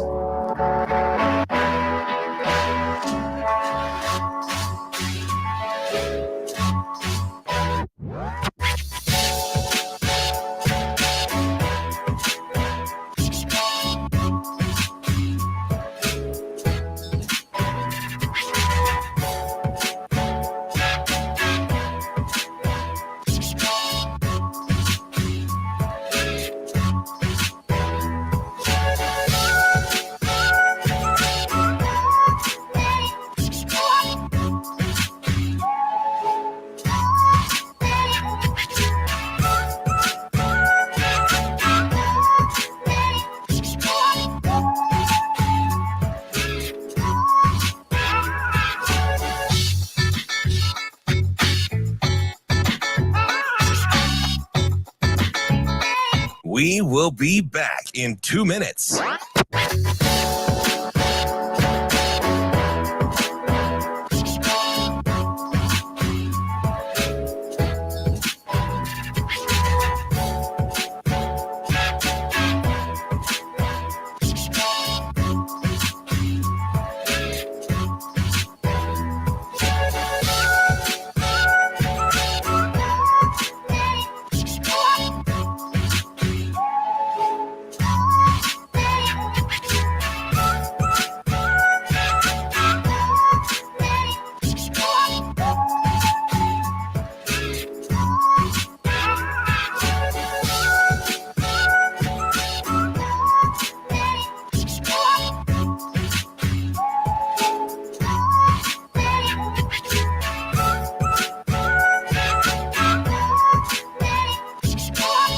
We will be back in 1 minute.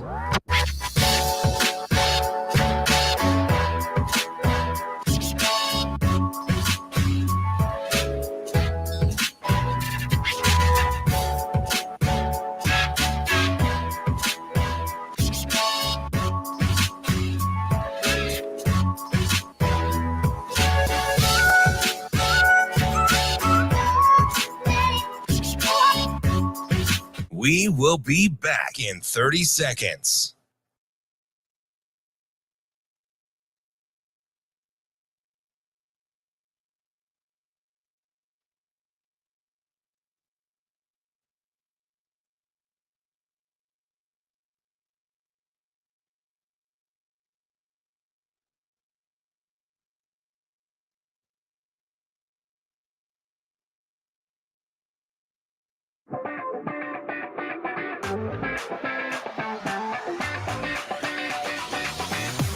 Hurrdat Sports presents the Damon Benning Show with Ravi Lulla. You know, I think number one, we have to have more plays than that.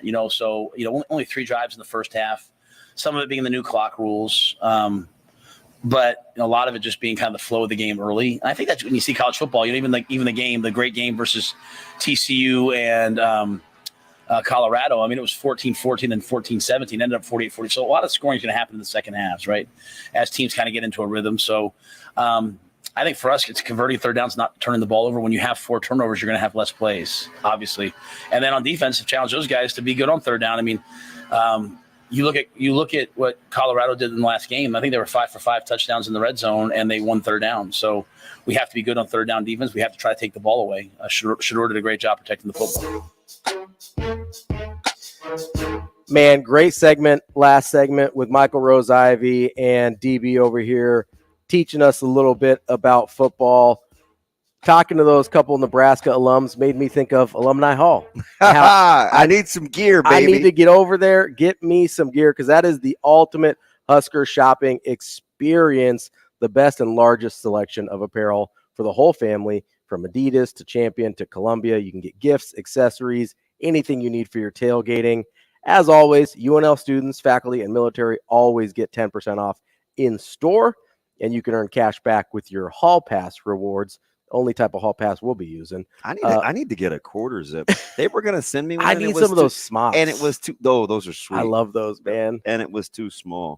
You can visit them at their 2 Lincoln locations, P Street downtown or South Point Pavilion, or anytime at alumnihall.com. Alumni Hall, where Husker fans shop. So that nub set makes sense to you now? Yeah. Did my explanation on Twitter? Yeah. So there's multiple ways you can get to it. It doesn't have to be like I apologize if you're not on social media. That was the easiest place for me to draw or show the picture. But if you are, hit up at Damon Benning. I retweeted it at Ravi Lulla, and you can see what we were talking about with those nub sets with Michael Rose-Ivey. And what makes it a nub set is there's the tied into the closed, or I call it to the closed side, where he's the number one receiver to that side. There's not another receiver outside. He's the furthest outside on his side. So we have 1 back nub rules. We have 2 back nub rules, because in 2 back nubs, where let's say you take the number 3 and you put him in the backfield, you put the quarterback underneath center.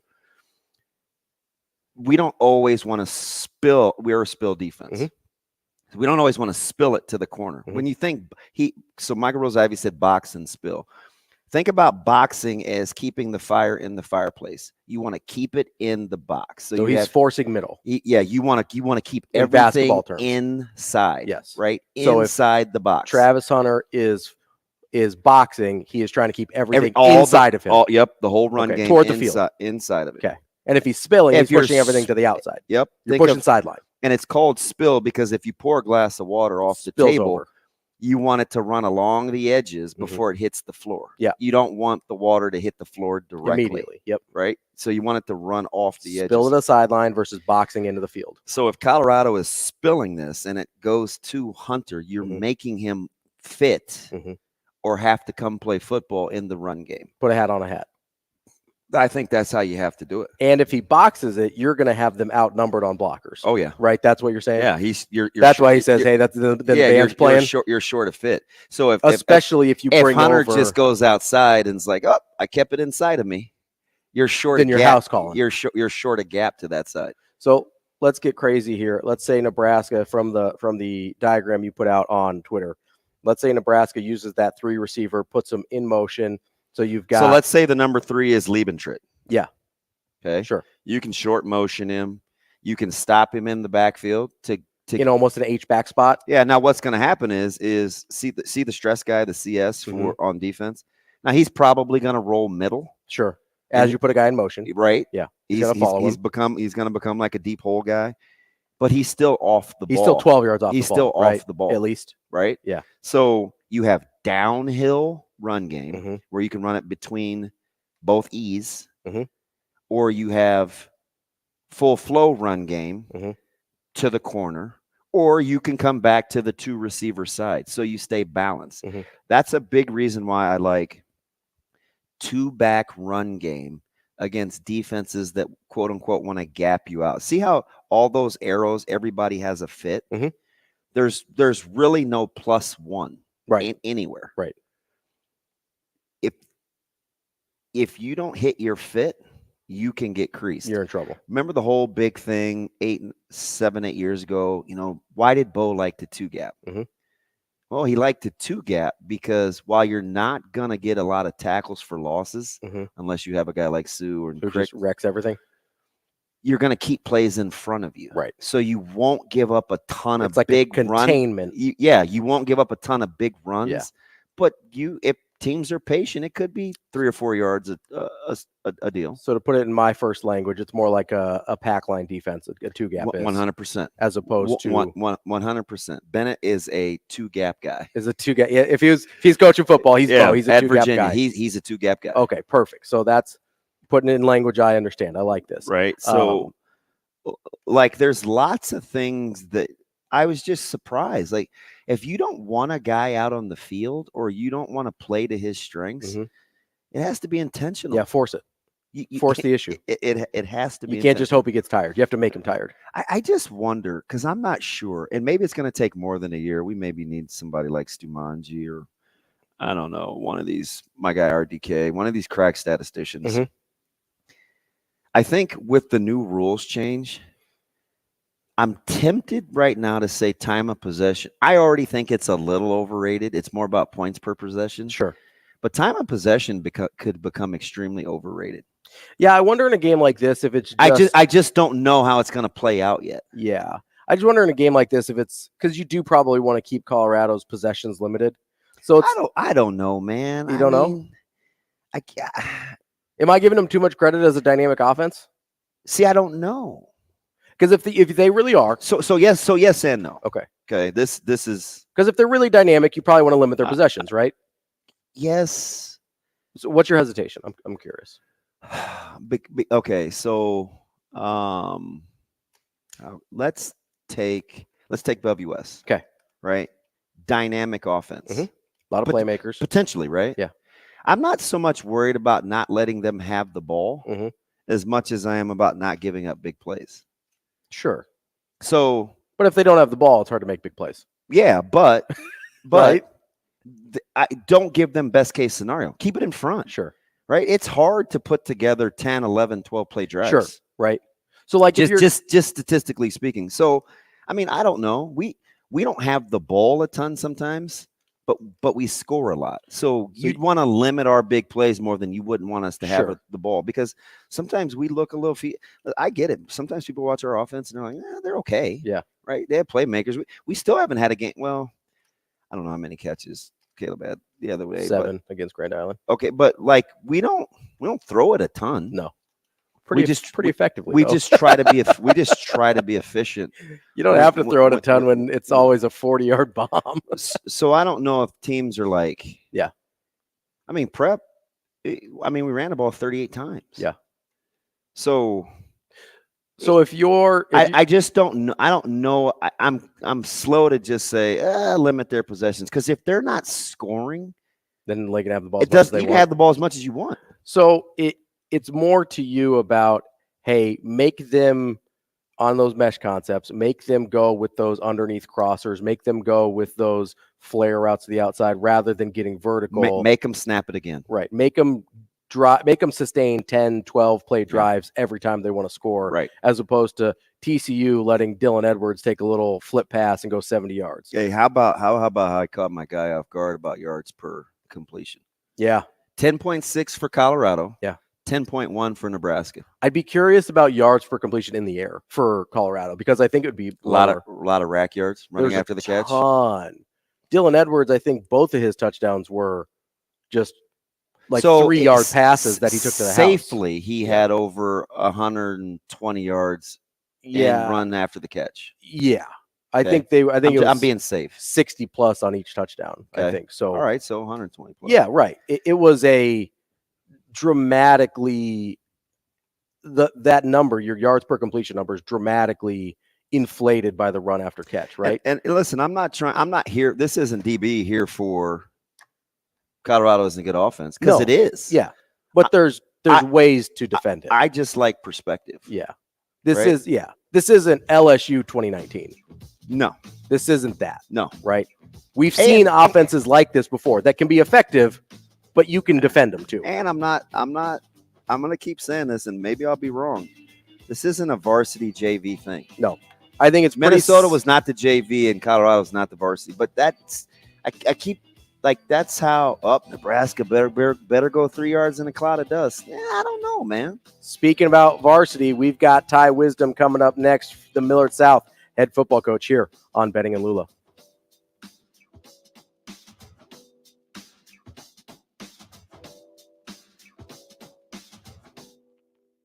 We will be back in 4 minutes.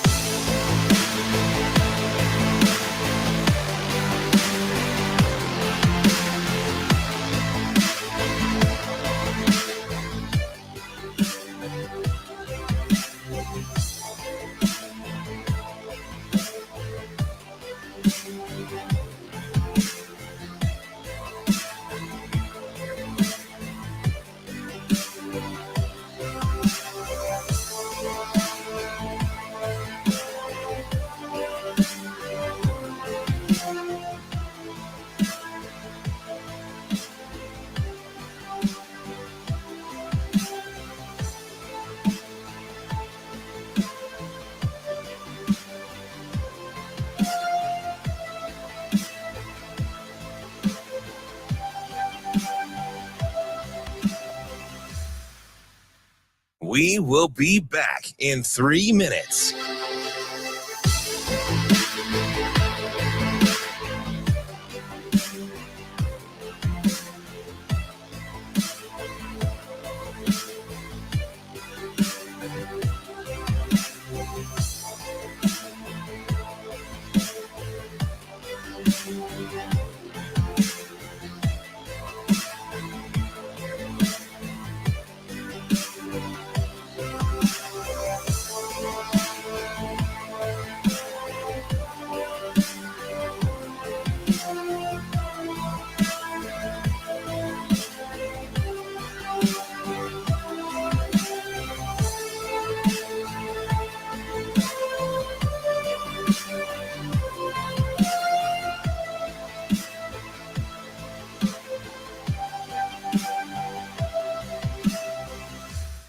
We will be back in 2 minutes.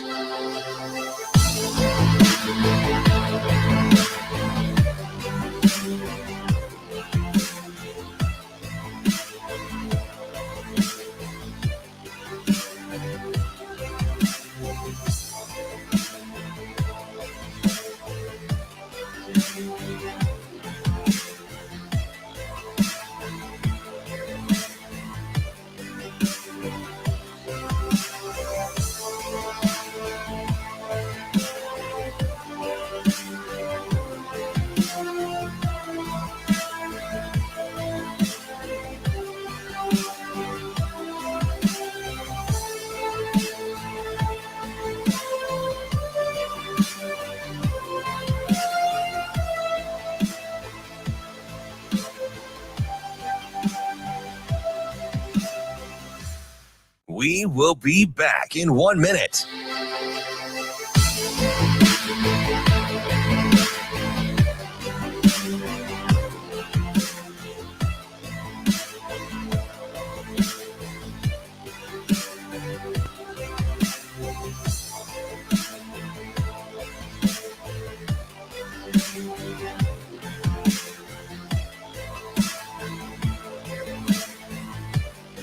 We will be back in 30 seconds.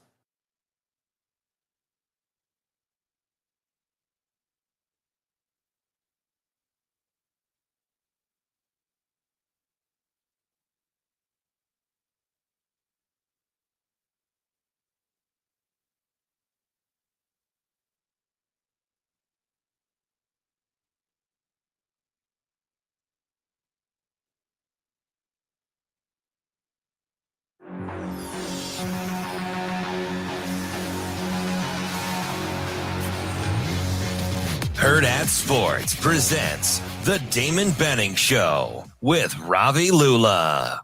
It's the Friday Coach's Corner. This is a process that we're going through. And although we're looking for the winning edge, shortcuts aren't one of them. Hello? This is what the greatest thing about sports is. You play to win the game. Can you believe they called that play? I formation, quick 141. 94. Fullback banana, hot right. Round left, wide, nasty, 16 lead pass. Just what were those coaches thinking? They are who we thought they were. And we let them off the hook. On the Friday Coach's Corner. Hey, the spot! He's up here, sir. You misplaced the line of scrimmage, you bunch of dummies. It's the Friday Coach's Corner.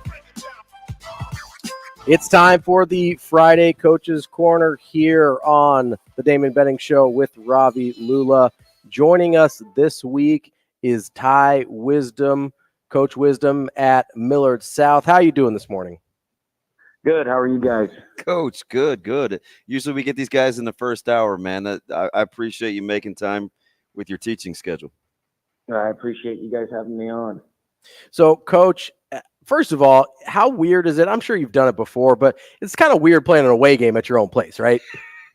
Yeah, it's kind of nice. I was telling somebody it's kind of nice playing the two Millards away because we haven't had to leave Buell yet. So. You guys have done it a couple of different ways. You little grimy last week. You showed some toughness. You had to have some resolve in week 1 against Millard West. If you wanted some of your young guys to be battle tested and have it not always be smooth sailing, you got your wish early on with your team's mental toughness. Yeah, no question. And I knew we were going to go through some of that youth, some of the lumps or some of that kind of stuff. And obviously we had some of those both first 2 games. And so we just, got to continue to prepare our young guys. Prepare them all, but obviously get the young guys in situations like that so they can continue to grow. And obviously we all want to be playing our best football at the end of the year, so we just got to keep getting better. Coach, you've knocked off a couple of really good teams early on in the season.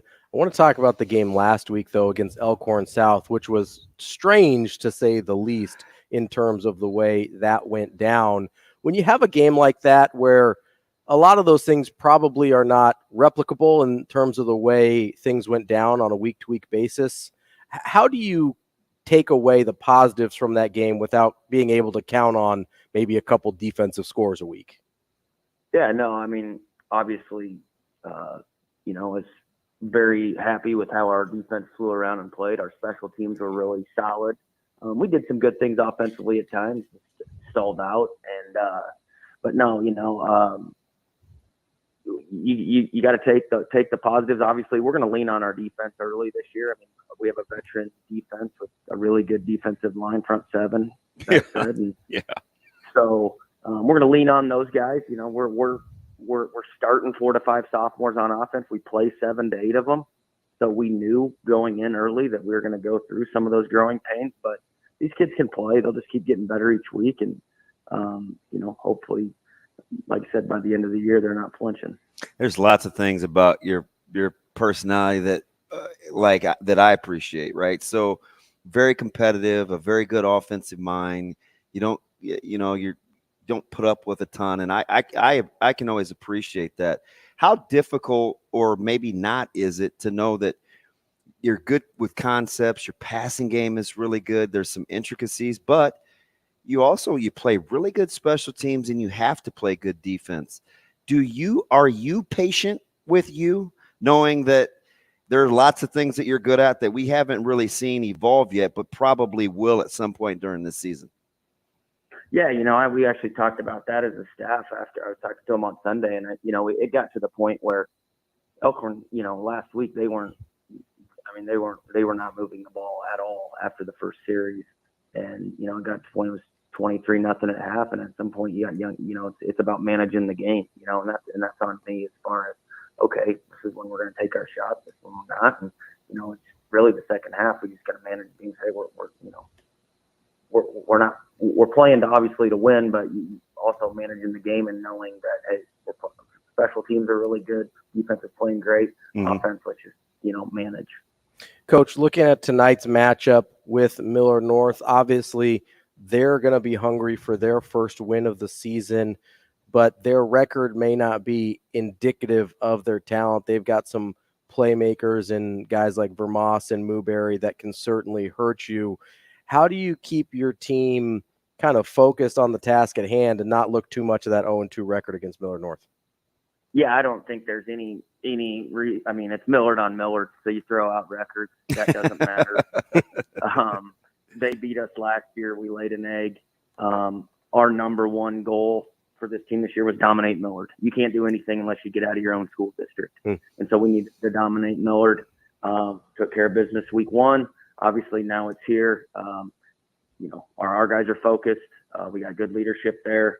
I know they're not looking past. They know what type of team Millard North is. They're gritty. They're tough. They could easily be 2-0 with some things that just happened to them. So, and they're a really good football team. So we know we'll have to be at our best tonight. Quietly, you guys have had some really good special teams over the last couple of years. And I know personnel obviously helps, but how intentional is it in your guys' weekly, how you get after? Because it has to be important to you based on how it looks on tape. Every day. We work them every day. There has not been a practice since, starting in June that we didn't do field goal, extra point, different things on that end. Working all that stuff and knowing, we tell our guys, if you need a break, we'll get it to you on offense or defense, but you're not coming out. I love it. Isn't that, hey, coach, I need one. It's kickoff. You're like, no. How about the first series on defense? That is awesome, right? So it's not just our guys. People think that's where you can take a break too. That is fantastic. Everybody knows that, huh?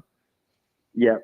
And that's the thing. And we highlight it. Obviously, we have 9 goals that we try to achieve each week on special teams, and that's how you really get your helmet stickers with us. Coach, I'm curious with Millard North, what are some of the challenges with that offense? I think they're about the only team left in Class A that still runs that. Except for North Platte, yeah. Yeah, certainly on this half of the state at least.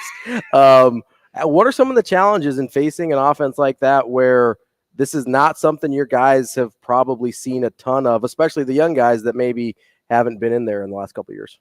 Yeah, no, I mean, it brings a big challenge. The big thing is, you got to try to get good looks throughout the week with your scout team. 100%. Like that stuff. But bottom line is they're just tough. They get in their 4-point stances. They're gonna try to bully you off the ball. D-line can't catch. We got to set the edge. Can't wait for them. And then you got to be really disciplined. And I said they got the Vermont kids, Newberry, are outstanding football players. Those are just 2 of them, but they got some dudes, and I fully expect them to play their best tonight. Yeah, physically just being better than somebody may be one thing. So let's say that's not the case. But watching you guys play defense, you gap guys out. Miller and Laquana obviously do their thing. Is it a good matchup how they like to play with how gap sound and how disciplined you have to play along the D-line to play against this offense? Yeah, I like it. It is a different style, though, right? Right? I mean, you're going to still get trap and veer, and yep. I mean, sometimes that can neutralize you. And they're running. Millard North's running a little bit different this year than they have in the past. But it's something that like I said, the kid's got to have that mindset of freaking getting off the ball, but also being gap sound. And then people don't understand how big your safeties are in this against these guys. Yeah, 100%. Coach, with all the young guys that you've played so far, are you a little bit ahead of where you thought you might be at this point in the season? You know what? I'm happy with how they've played, but I'm never like we need to be this, and this.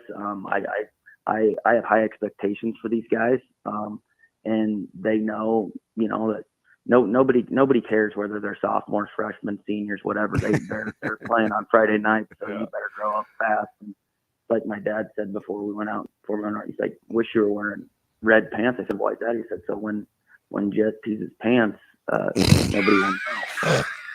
In the first quarter. So just things like that. But those sophomores done a great job. He's continued to grow, and he will.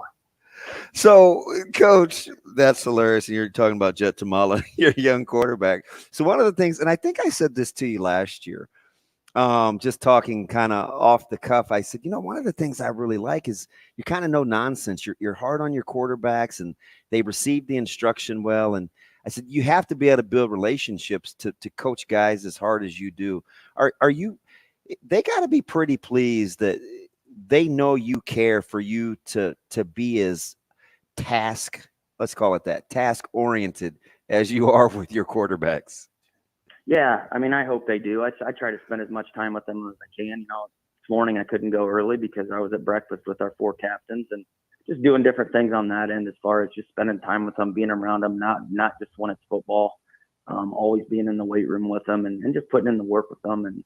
and knowing that, I care about them outside of that too. And obviously then I want to go see them succeed at the highest level. So hoping to, continue to get North-South kids playing at the collegiate level and really getting them prepared for that. So when they leave high school, it's like, you know what, my high school career really prepared me, not only just the football aspect, but the time management, all of that stuff really prepared me to play at that next level. Do you think that so far that could be a separator, something that makes you different? Like one of the few coaches that talk openly about getting guys to college, right? Like that's a big deal in making your school attractive, isn't it? Yeah, 100% it is, man. It's about the kids, and it always will be. And we have to, as coaches, we need to promote the heck out of our kids and try to help them get to where they want to be. If we're not doing that as coaches, we're not doing our job.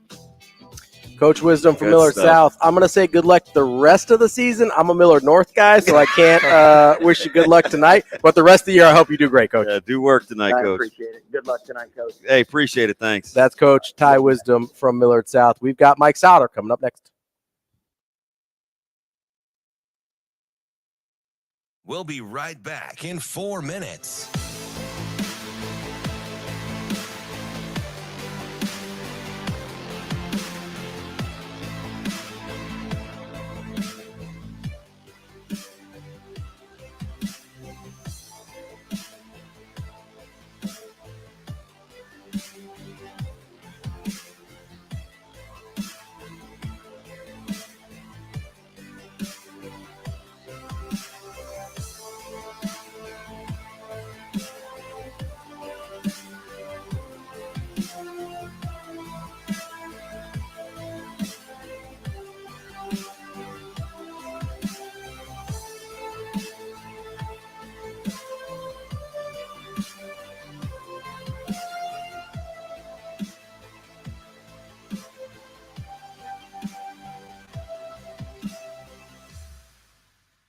We'll be right back in 3 minutes.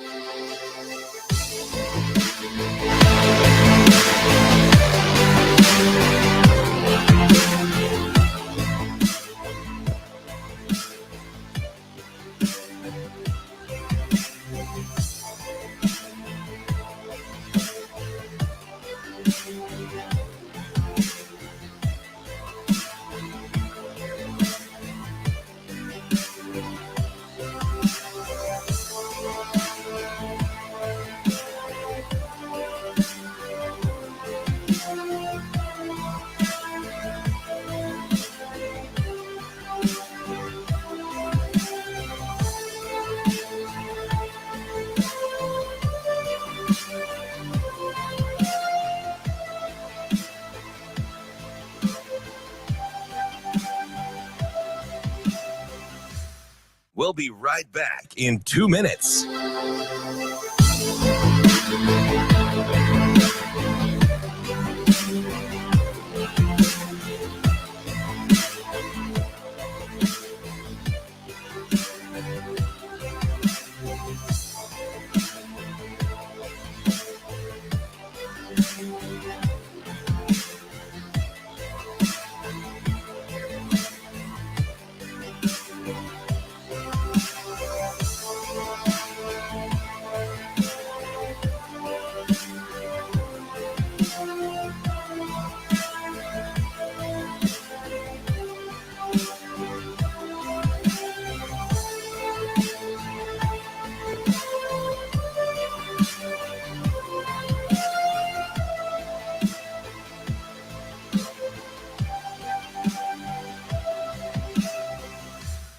We'll be right back in 1 minute.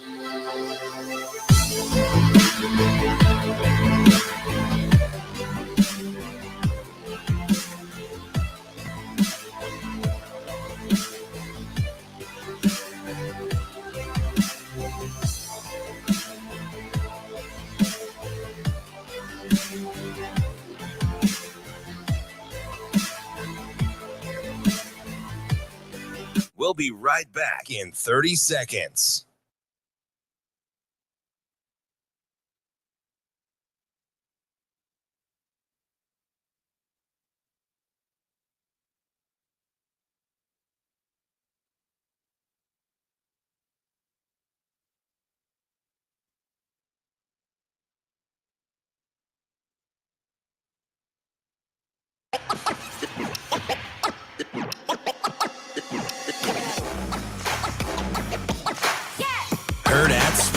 presents the Damon Benning Show with Ravi Lulla. Oh, yeah, no doubt, no doubt. Mike Sautter. I would agree, Damon. Mike Sautter. Yeah. Mike Sautter. Oh, man, you're going to put me on the spot. Mike Sautter.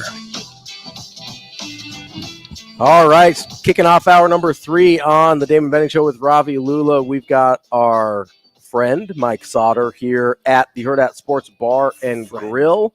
Loosely worded. Wow. Damon shook his head before he said wow. Because he's like, I don't know. So maybe Ravi got caught with his hands in the cookie jar because there were shots fired early, and we thought you may be asleep. Me? But you retweeted something. I said, me today? I said, Sauter's up. Might be game day. So then I was like, ooh, I wonder if you heard Ravi. I don't even remember what I said. You thought I was sleeping? Well, you do sometimes have a hard time getting out of the rack. Damn. Okay. My wife is not listening. But I did say, I said, maybe he's getting late and ready or something like that for Lily.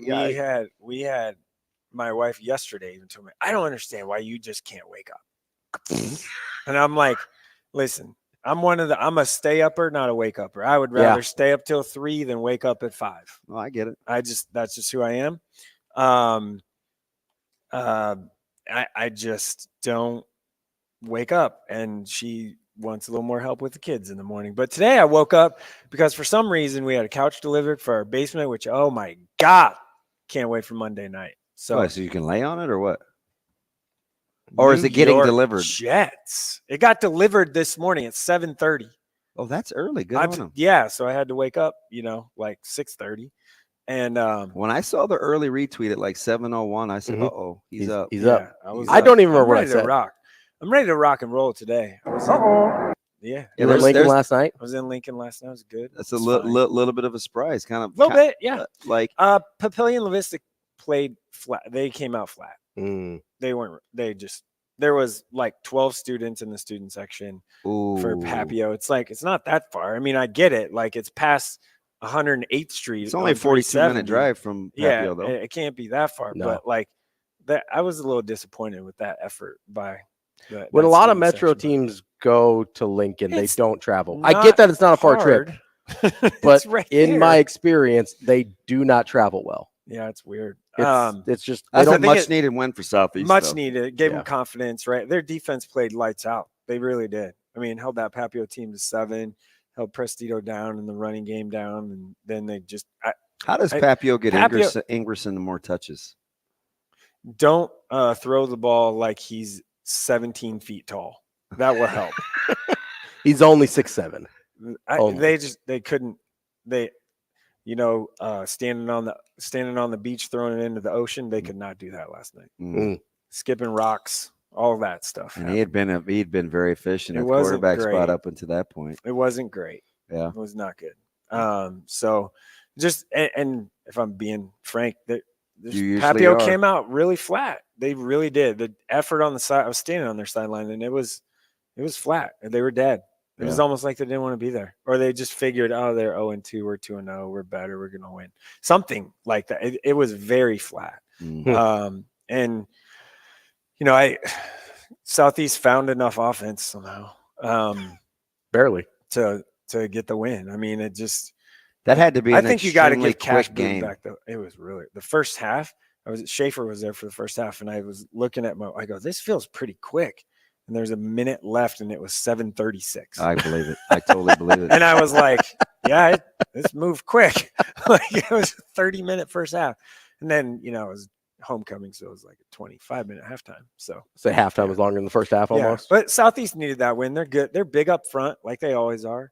I don't know how they're gonna generate more offense. They got to find a way. Passing game. Freshmen for them last night had the biggest play of the game, a bomb that just, I don't know, Papio's defender just let the guy run by him. It was not great. It was an underthrown ball, so he was able to tackle him, but it wasn't great. Better environment tonight. Millard North, Millard South, York, Bennington, Bellevue West, West Side. York Bennington is going to be that's going to be crazy. Well, that's a whole different animal down there. Yeah, Bennington going to York. You're playing at East Hill Stadium on a football field. or a baseball field.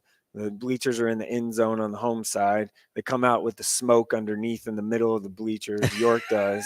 And then on the visiting side, for Bennington fans, if you've never been there, get ready. It's an experience. You're either standing on the sideline or you're in like brought in metal bleachers that are super old.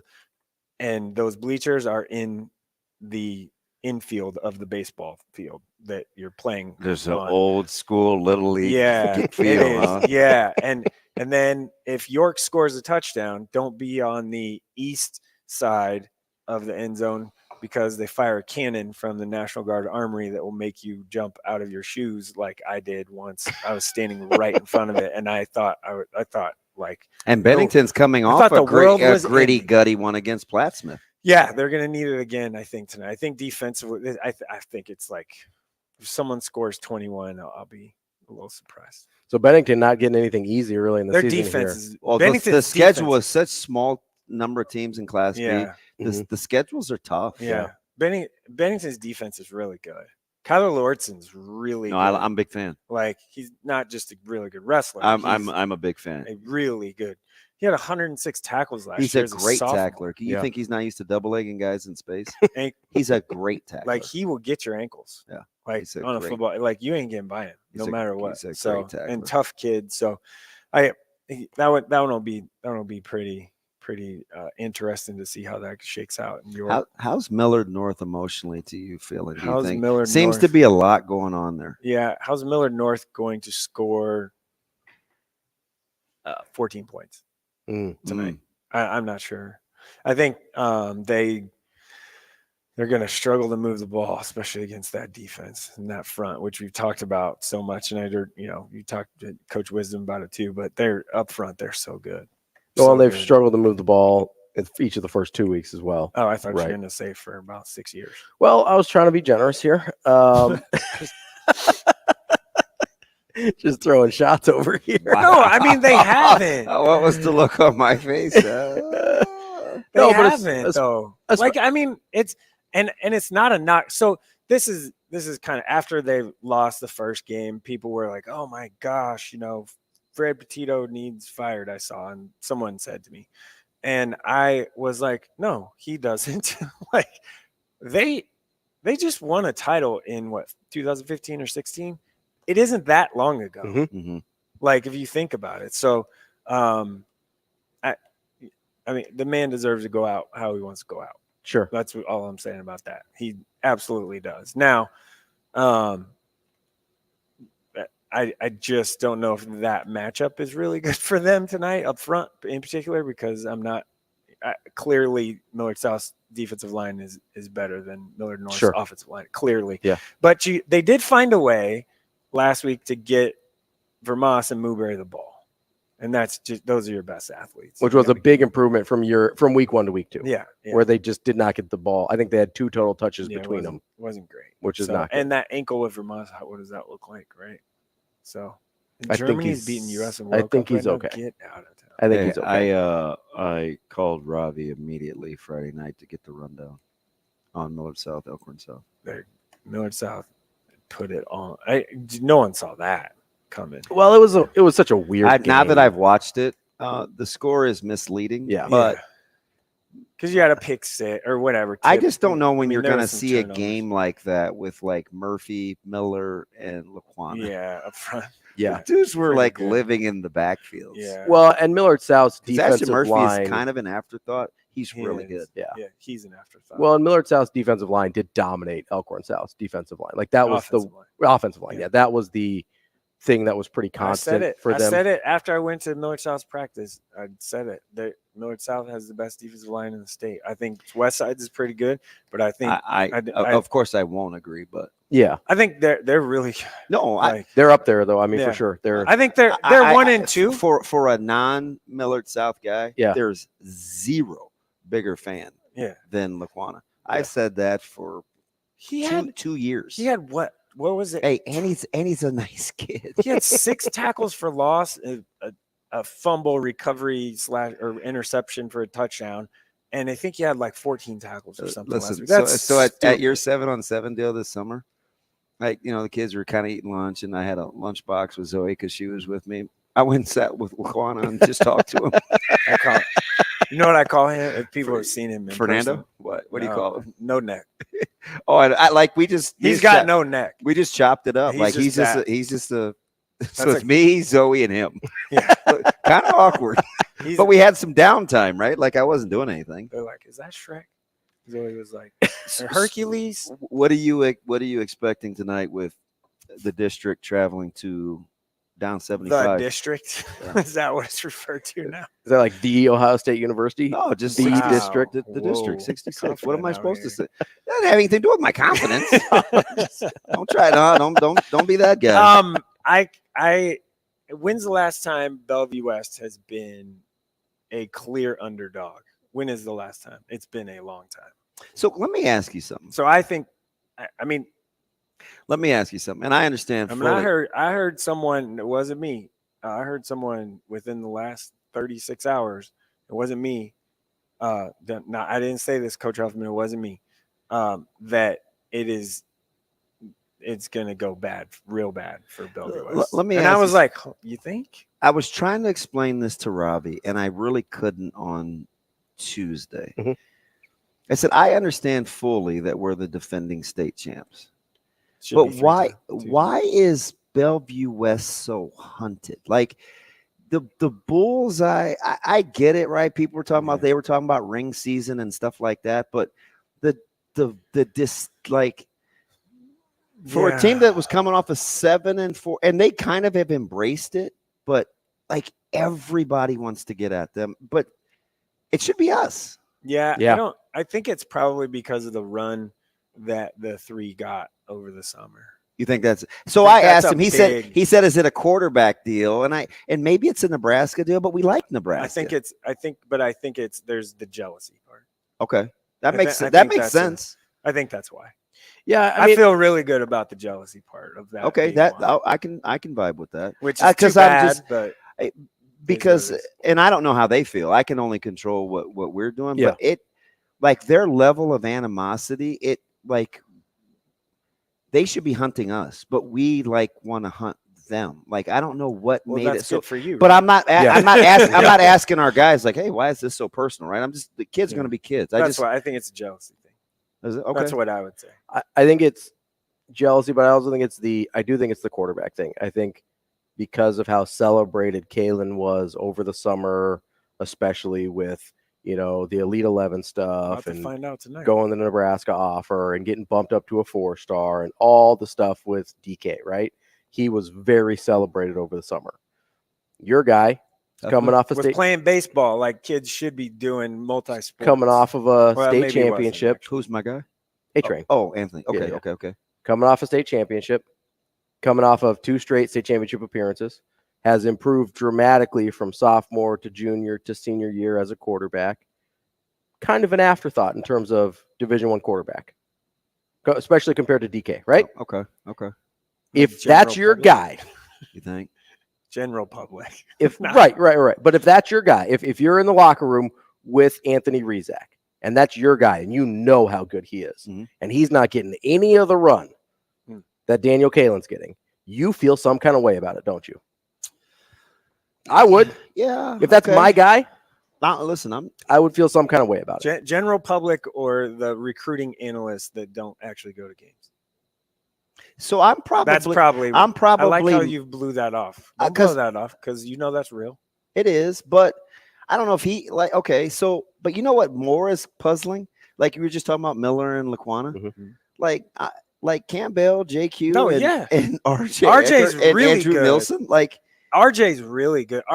I think it's more that because they're not prototypical D linemen, but they're really, really good. RJ Ecker's really good. He's matured. I call him Ryan now. Right. I don't call him an adult. Because he could take you or what? Because he's gotten big. He's significantly bigger than me now. No, I'm intrigued. Obviously, that West Side Bellevue West game. By the way, Pinnacle Bank game of the week tonight. So you actually get to go. Oh, so we'll finally see you at a game. Hey man, people vote for where I gotta go. I have no control. Did Like, you see? Someone said something Did you last see Fo night. Woodard on Twitter with Putting the 31.5 Yeah, points. what is he doing? That's crazy. What is he doing? I know. I called him and coach. I called him He's and I was like, "Look, man, he's spectacular. And He's said, like one of my favorite people." He said that Coach Huffman called him about it. Oh, I believe it. I mean, or text. We're still talking about a guy that's got 2 state titles, right? Like that's how we look at it. Yeah. Hey, that 19 team was so good. Yeah. They were good. The team that gave up 65 points in the whole year, that was good. stupid They good. were good. They were good. You're just talking to a guy. Like my frame of reference is different. I know, but remember that snow game? Yeah. Yeah. I remember that. My frame of reference is different. But anyway, no. Okay, so this game tonight, obviously, I think there's gonna be a lot of eyeballs on it. There'll be a lot of media there, a lot of just people that want to just see the game. I talked to someone last night in Lincoln. They're like, "Man, I might go to that." I go, like, go watch it. It'd be fun. Yeah, like it'll be packed. There'll be a lot of people there. I would recommend getting there a little, not 7 o'clock or 6:50. I would probably. Ravi tried that once against Prep. Yeah. No, I got there at 6. Oh, really? I got there at 6, and it was still a nightmare. You had to get park there. at Westro's? No, I got into the parking lot, but I was still at the very back. I got into the parking It's lot. not a user-friendly West exit side? either. No, Bellevue not at West. West He was side. at Bellevue West Oh, Prep. Bell West. Yeah, Bellevue so West you Prep. parked it. So I was also at Prep. South Roads. I was Is that also still a at thing? Prep West Side. I know West Side's a miserable place to park. So I parked in the baseball parking lot for West Side. Yeah. Which I don't know if I'm Yeah. allowed to park there or not. We but call In the that back. the jock lot. In the back by the baseball field. in the back or the middle. Listen, The back. how do you? Yeah, the how do back you- is how you How get do out you of the see tennis this thing courts going? thing. That's what I want to know. How do you see this thing going tonight? Yeah. How do I see it going? Yeah. This is just what I you're think on. it This, could be- this is what you're on the show for. It could be You one. just or two- broke down Bennington, Gretna. No, but you I broke down don't. Millard South, I don't like Illinois. doing predictions. But I No, I'm not asking. That's not what I asked. I will say I think it could go one of two ways. I think it could be like 42-24 or something, like a really close game, and then somebody makes a play defensively, turns somebody over, and it kind of is a backbreaker. Or I could see it just being a runaway. How about Gretna Prep? That one's super. Isn't that kind of a sneaky little That is under the like radar game? tough kid game. Like you got to be a tough kid to win that game. Who are the tougher teams? Clearly going to win. That game. Coniglio, Wilcoxon, Tough McClay, athletes, Veith. Weber. Yeah, he's underappreciated. Yeah, Little Weber, McClay. How many? Little, Like little that's muscle- gonna be little like musclehead. That's gonna be fun. Two good I want to staffs. see that. Yeah, Yeah. Really well coached teams. That one, and then Gretna gets Millard South next week. Yeah, I was So looking at at Millard Millard- at South's Gretna. schedule. And Millard North has the toughest schedule. And depending on what you think of North Star, Millard South schedule isn't all that We're kind about either. to find out about North Star tonight. They go to Kearney. Kearney. It's a tough place to play. We're about to find out tonight. But their travel, it's not They're bad. used to it It's, more. Hour Yeah. 4. Was that hour 40? But they're also used to kind of going out there more, a little bit more. Yeah. Obviously. Are you But in on the Navigators? No. No. Yeah. But you're in on Kearney. Mhm. Were you surprised they made such a big jump in your poll? A little bit, yeah, but there was just so much shakeup, like of teams losing and stuff. So I'm the one that puts it together, and so I have the formula, and I put it into the formula, and then when I was putting it in there, I'm like, whoa, they're getting ready to Make pretty a high jump. here. Yeah. Like they're gonna move up pretty high. Because what they end up 4th this And week? And so one of the other undefeated teams is going to go by the wayside because they're Right. North Star and Kearney are both undefeated. Yeah. Yeah. Can Bell East beat Bryan is another thing tonight, maybe. I don't know. Where is that game? Is it at I don't Bryan? know. Yeah, it's Bryan's homecoming. Oh, nice. So Bryan 2-0. They could be 3-0. Early homecoming. I was a little early on Bryan. Me too. Last year, I was too. thought last year they'd be like a 16 seed in the playoffs. I maybe was a year early. I actually like him. Yeah. He's, I've said this for a couple of years. Like I quietly cheer for them. I like both their football and basketball coaches. Yeah, Galen's awesome. Bleeds green. Is that a thing? If you're the Hulk. He's kind of the Hulk of Omaha, Bryan. Yeah, he's a good man. Yeah, he grew up in Bryan. Any other sneaky matchups? Small school, Sandy Creek. There's 8-man games. Is anybody that are- touching Newman? I don't know. And C. I'm not talking about Newman. Boone. Boone. Yeah. Oh, and C1. Yeah. No. God, they looked awesome last week. They I was just watching those clips. That's the game you were at last week, right? Yep. I mean, Albion. Yeah. They look fantastic. They got a nice little brewery in town too. Oh my gosh. I went there for one. You'd almost have one to time. live in Just Albion. one, and then I had to drive home. That's in a Albion? joke. Yeah. I wonder if that's where the Mafia wanted Nebraska's coaching staff to go. Maybe. There's an Albion Mafia that. Yeah. Yeah. Hey, let me tell you. A group of like 4. They're like, send the coaches here. Let me tell you. They are really well coached. Coach Hudson does a really good job. And they played these kids young, and now they're seniors. And they're just 42-7. I know Aurora, there are people that follow middle school football that said this is the biggest loss Aurora's had in years. Here we go. And well, if you look, last year they lost the state final 42-10. Was the people that follow middle school necessary? It's was that necessary? 100% all the time. But 42-7, it was shocking. I mean, I was there. I thought, and Aurora opening drive, they went down the field, like moved the ball. I go, oh, this could be interesting. And then I'm telling you, how was just Booker? Hammered him. He had a tough night. He's going to be really good though. When his brother says that Booker is a better quarterback than Baylor was pretty dang good. And Baylor doesn't give compliments to a lot of people about about being better than him. I think during that state finals, I almost chuckled on air. It was crazy. And I didn't mean any disrespect. Dude was just sitting back there. He just was so good. They had a great team. Baylor. Oh, yeah. He was so good. 6 touchdown passes. I will never forget that game. Ever. He's just flicking the football. Yeah. Like Easy. 60 yards. Yeah. His stats from his senior year look like a misprint. I thought they were career stats. I did, because it was last year Jacob, because I mentioned something about a pass that Baylor made in the Creighton game, right? Yeah. And Jacob's like, hey, you should see his high school quarterback numbers. And I was like, all right. So I look him up and I see him for his senior year. And I was like, oh, that's a pretty good career.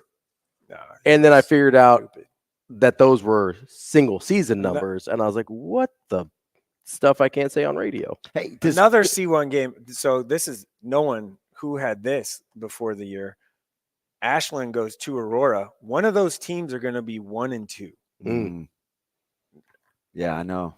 And we saw Ashland at 7-on-7. I like their skill. The 2 best pure quarterbacks in C1 going against each other, Booker and Dane Jacobson. Booker Shireman and Dane Jacobson from Ashland. How good is Volkmer? Pretty good. At Pius. I think he's pretty good. He looks the part. He's tough. I just don't know if they have enough around him to where he can. But he's big, strong kid, man. Like big kid, strong. Throws it pretty well. Does Gross have another run left in him? Well, they're 2-0 and they get Elkhorn tonight. That's a big one.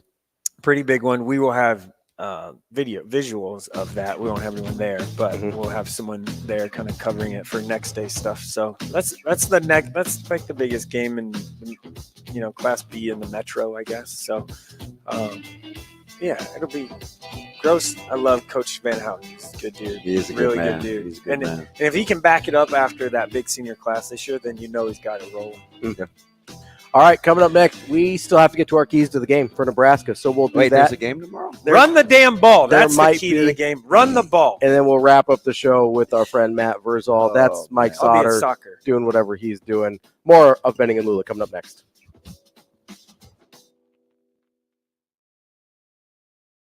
We will be back in 5 minutes.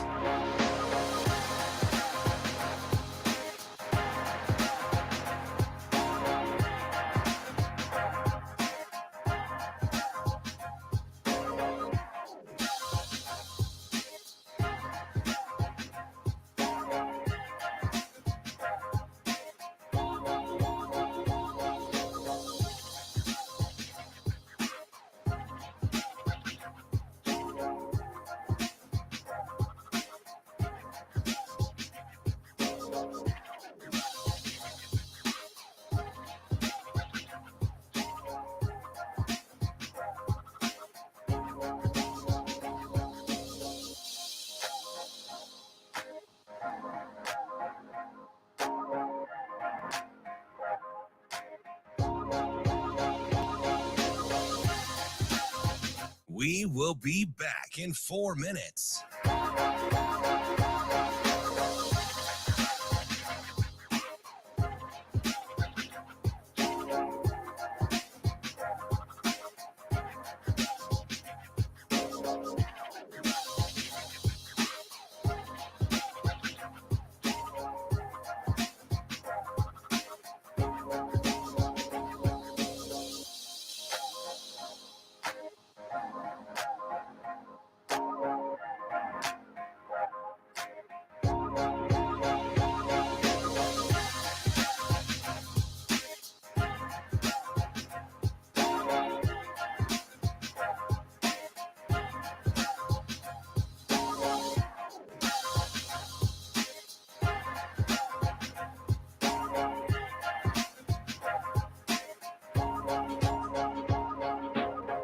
We will be back in 3 minutes.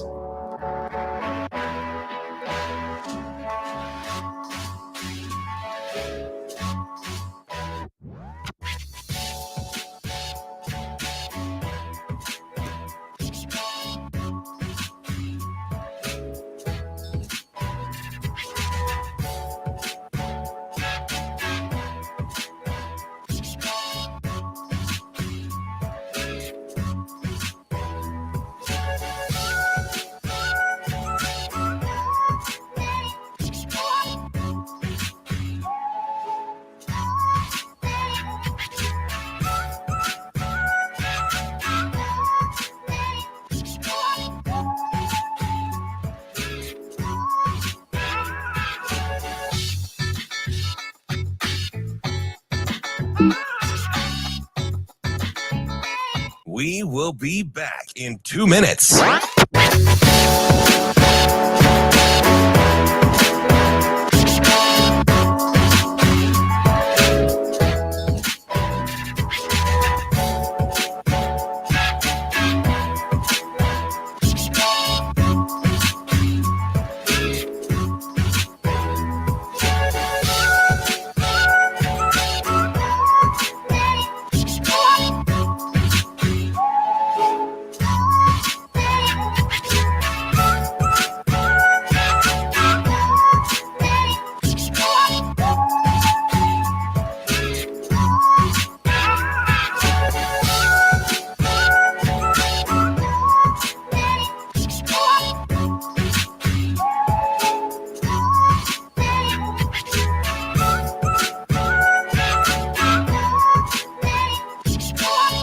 We will be back in 1 minute.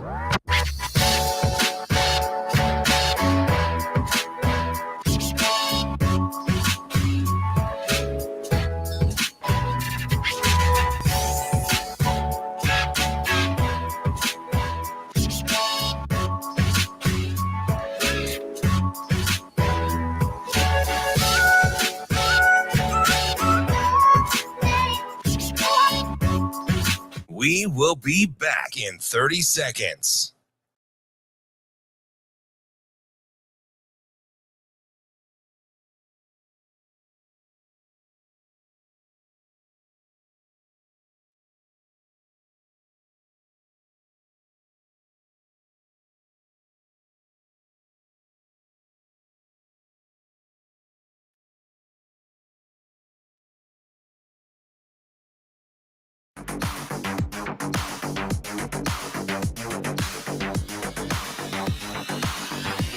Hurrdat Sports presents the Damon Benning Show with Ravi Lulla.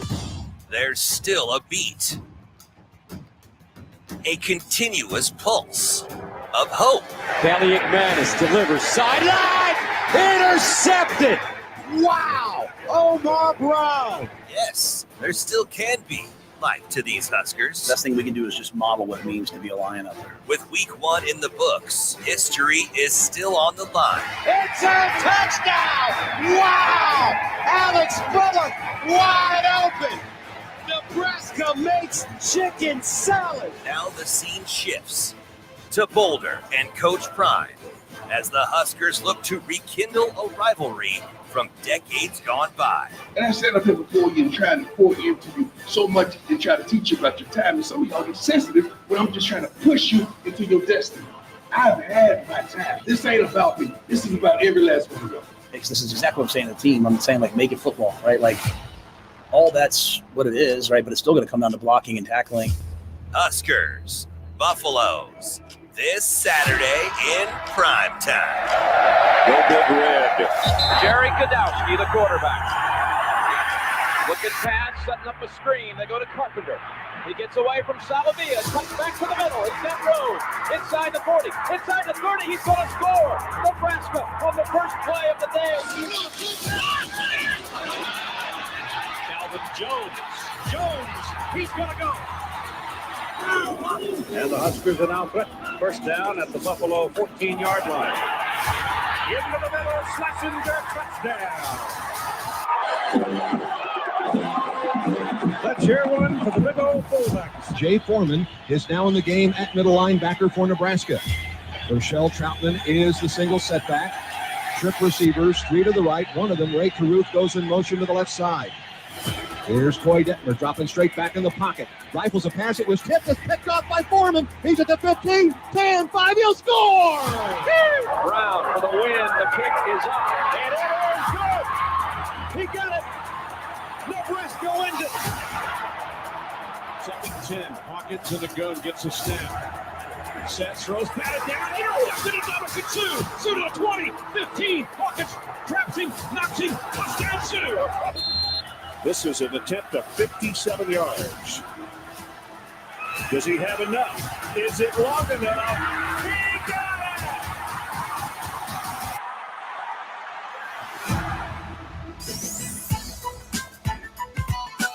it! All right, here we go. Nebraska and Colorado. This is going to kind of serve as our Warhorse Sportsbook sports cleanup because we haven't got to our keys to the game yet. Clean up. We're cleaning up some of the things because we were a little squirrely early on. That's all right, though. Squirrely early, as we like to call it. Then we got all super football heavy. We got real technical, so we're going to clean up some of the things we missed along the way. Make sure you get over to the Warhorse Casino. It's the best place in Nebraska to place your sports bets. You go there in person to the Warhorse Sportsbook. Plenty of kiosks and tellers to take your wagers, or you can get the Warhorse Casino app, view live odds, build your bets anywhere, then go to the Warhorse Sportsbook, scan the QR code, and place your wager in person. The Warhorse Sportsbook, no bets, no glory. Get that Warhorse Casino app from our friends there. So, keys to the game here. We've talked a lot about this. You know, we got into our nub concepts, our nub sets. We got into how you want to defend your mesh concepts defensively, but there's a couple things that I'm sure we both wanted to get to in terms of how Nebraska can win this game, because I do think there's a path forward to victory here, and I think you do too. Yeah, absolutely.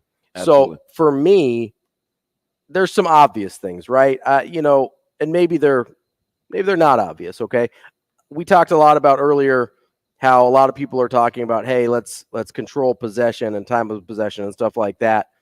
You were more on, hey, make Colorado sustain drives. Don't let them beat you with one play. Make them beat you with 12, okay? Because that's a lot. I mean, there's not a ton of teams, NFL, college, high school, wherever, that can consistently beat you on 10 and 12 play drives, right? Correct. So if Nebraska keeps stuff underneath defensively, make them snap it again. You like your chances to limit their offensive production. Yeah.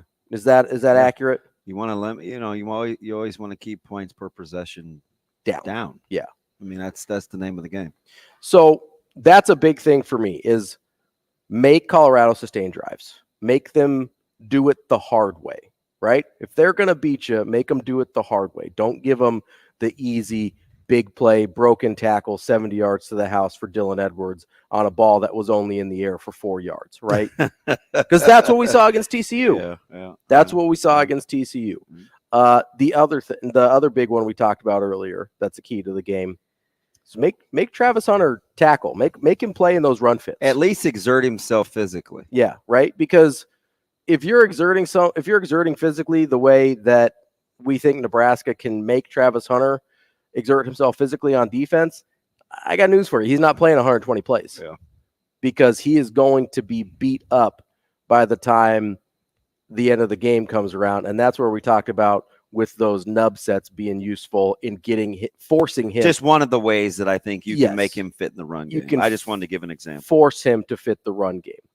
One of them for me on the offensive side of the ball for Nebraska is I think this is a game you really have to play to Jeff Sims' strengths. Okay, whatever you think those are, obviously the QB run game is going to be part of that in some form or fashion. What I would maybe like to see stem off of that is some RPO game. We saw Billy Kemp get wide open on that one that gets batted down on second down against Minnesota. I don't think they ran a ton besides that on the RPO. And most of his triple option looks resulted in QB runs. Yes, which I'm okay with that. If that's what the correct read is, and it looked like he was making the right read against Minnesota, then I'm okay with him running it 20 times again. Yeah, because I think that was a lot of it, right? Yeah. Where you'd see like the phantom motion, guy would wheel behind, he'd hold, or motion would come behind the quarterback, he'd zone read, then he'd tuck it up and keep. Yeah. See fake gives to the fullback. So I mean, there's definitely some options off of that. So if they take his QB run read away, then he hands it off. We may see more running back or fullback run out of those same plays. But if he does have to run it 20 times again, I'm okay with that. But put him in those positions where he seems really comfortable. Yeah. He seems really comfortable making that read. And then I think off of that, you can spring into some RPO that gives the defense another look from a pretty similar set, right?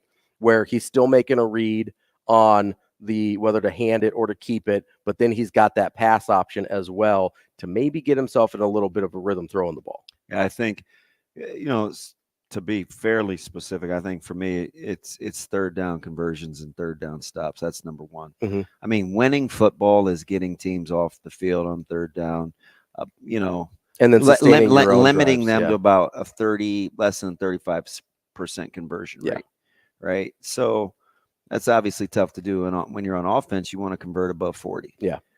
In terms of third down. So Nebraska's got to sustain drives, and then when they get Colorado in third down, they got to get them off the field. The other thing is you got to continue to flourish with your special teams. There's plenty of hidden yardage in the kicking game where you return the ball, you don't allow returns, and your punting game is strong, because that alone, I think, is a big difference, right? I was just talking to one of our guys on direct message, and there's field position stats that I think, in my opinion, and his as well, are much more important than time of possession. And I think so. Keep an eye on that. And then the other thing for me is Nebraska's got to tackle in space. When guys make catches, you got to get them to the ground, and as we like to say, make them snap it again. You got to limit the rack yards, because if you limit the rack yards, that means you're having to sustain more drives. Right. If you're allowing guys to run after the catch, not only does it kill your vibe, right? It leaves you very open and vulnerable to giving up big plays. So I think as long as Nebraska continues to get multiple helmets to the ball, they're going to give themselves a chance. Because I think the secondary, you just got the sense all week, not real happy with how they're being portrayed. Coach Cooper was was very direct. The defensive backs, Omar Brown, those guys, quietly looking forward to the challenge. Nebraska has some advantages too, right? I mean, being able to play guys like Javen Wright and good athletes like Bullock at linebacker help you with some versatility with guys out of the backfield too. So Nebraska's got plenty of things going in their favor heading into this one.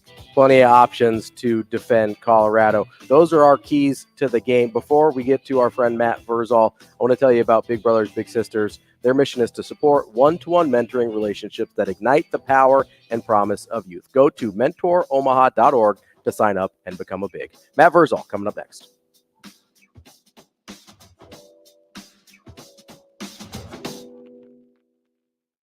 We will be back in 4 minutes.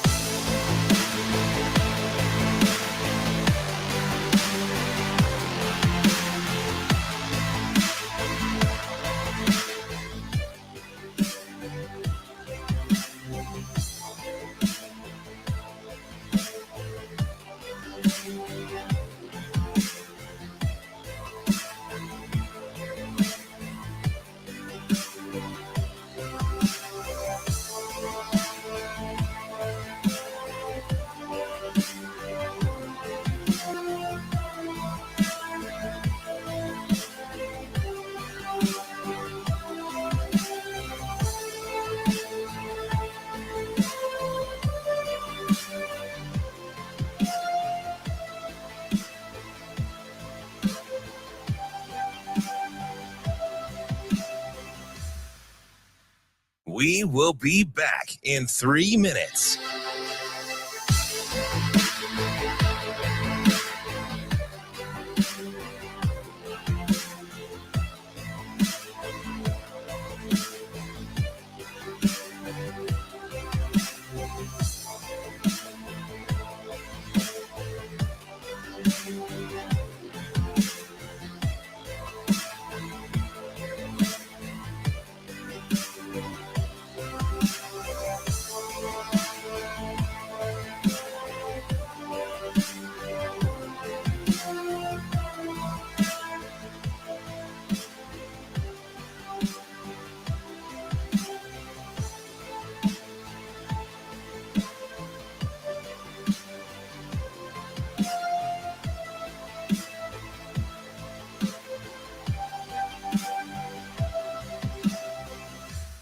We will be back in 2 minutes.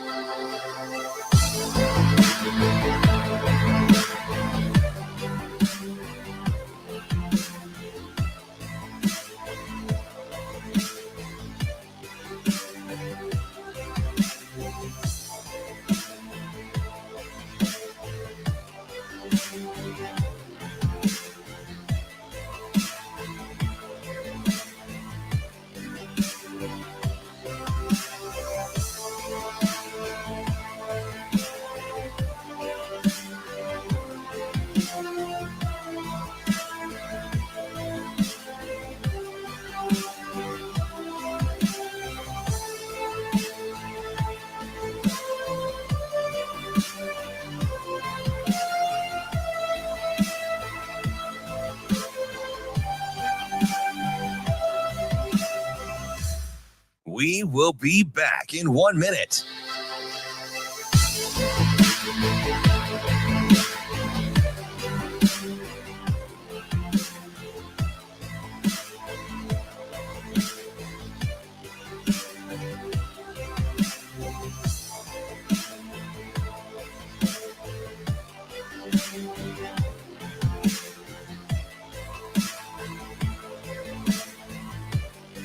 We will be back in 30 seconds.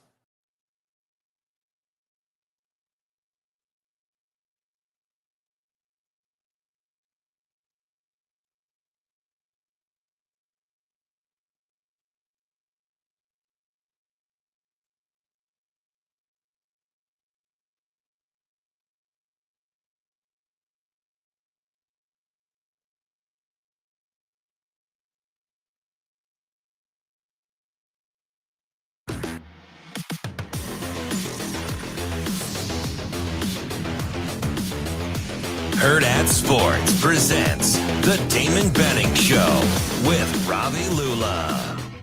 Now let's find out what Matt Verzal is better at, telling stories or making pizza. Matt. Matt's an exceptional young man. Matt Verzal. Happy birthday, Matt. You know, Matt, he's a tremendous athlete. Matt Verzal. Come on, Matt, I'm with you. You know, like Matt Verzal, you're one of the sexiest people in the world, but you're not one of the most beautiful. How does that happen? Here is Matt Verzal. All right, Matt, thank you very much. Wrapping up the week with our friend Matt Verzal, former Husker, owner of Paisans Pizzeria. Verz, how you doing today? What's up, boys? How we doing, man? We good? We're above the dirt. I mean, lunch season has started, so I got down here about 4:30 in the morning, 3:45. So. Oof. Yeah. You about had a full day already. Yeah, I got, what was that? So, yeah, about 12, 15 hours in. Hey, so you got your first Husker hangover in the books from this season. When you go back and look at this game, I'm curious, would you rather be the guy that just is, or how do you look at the guy that maybe is just out town, like somebody's just better than you, versus the guy that just didn't control the controllables? Which one would be easier for you to get off the deck from?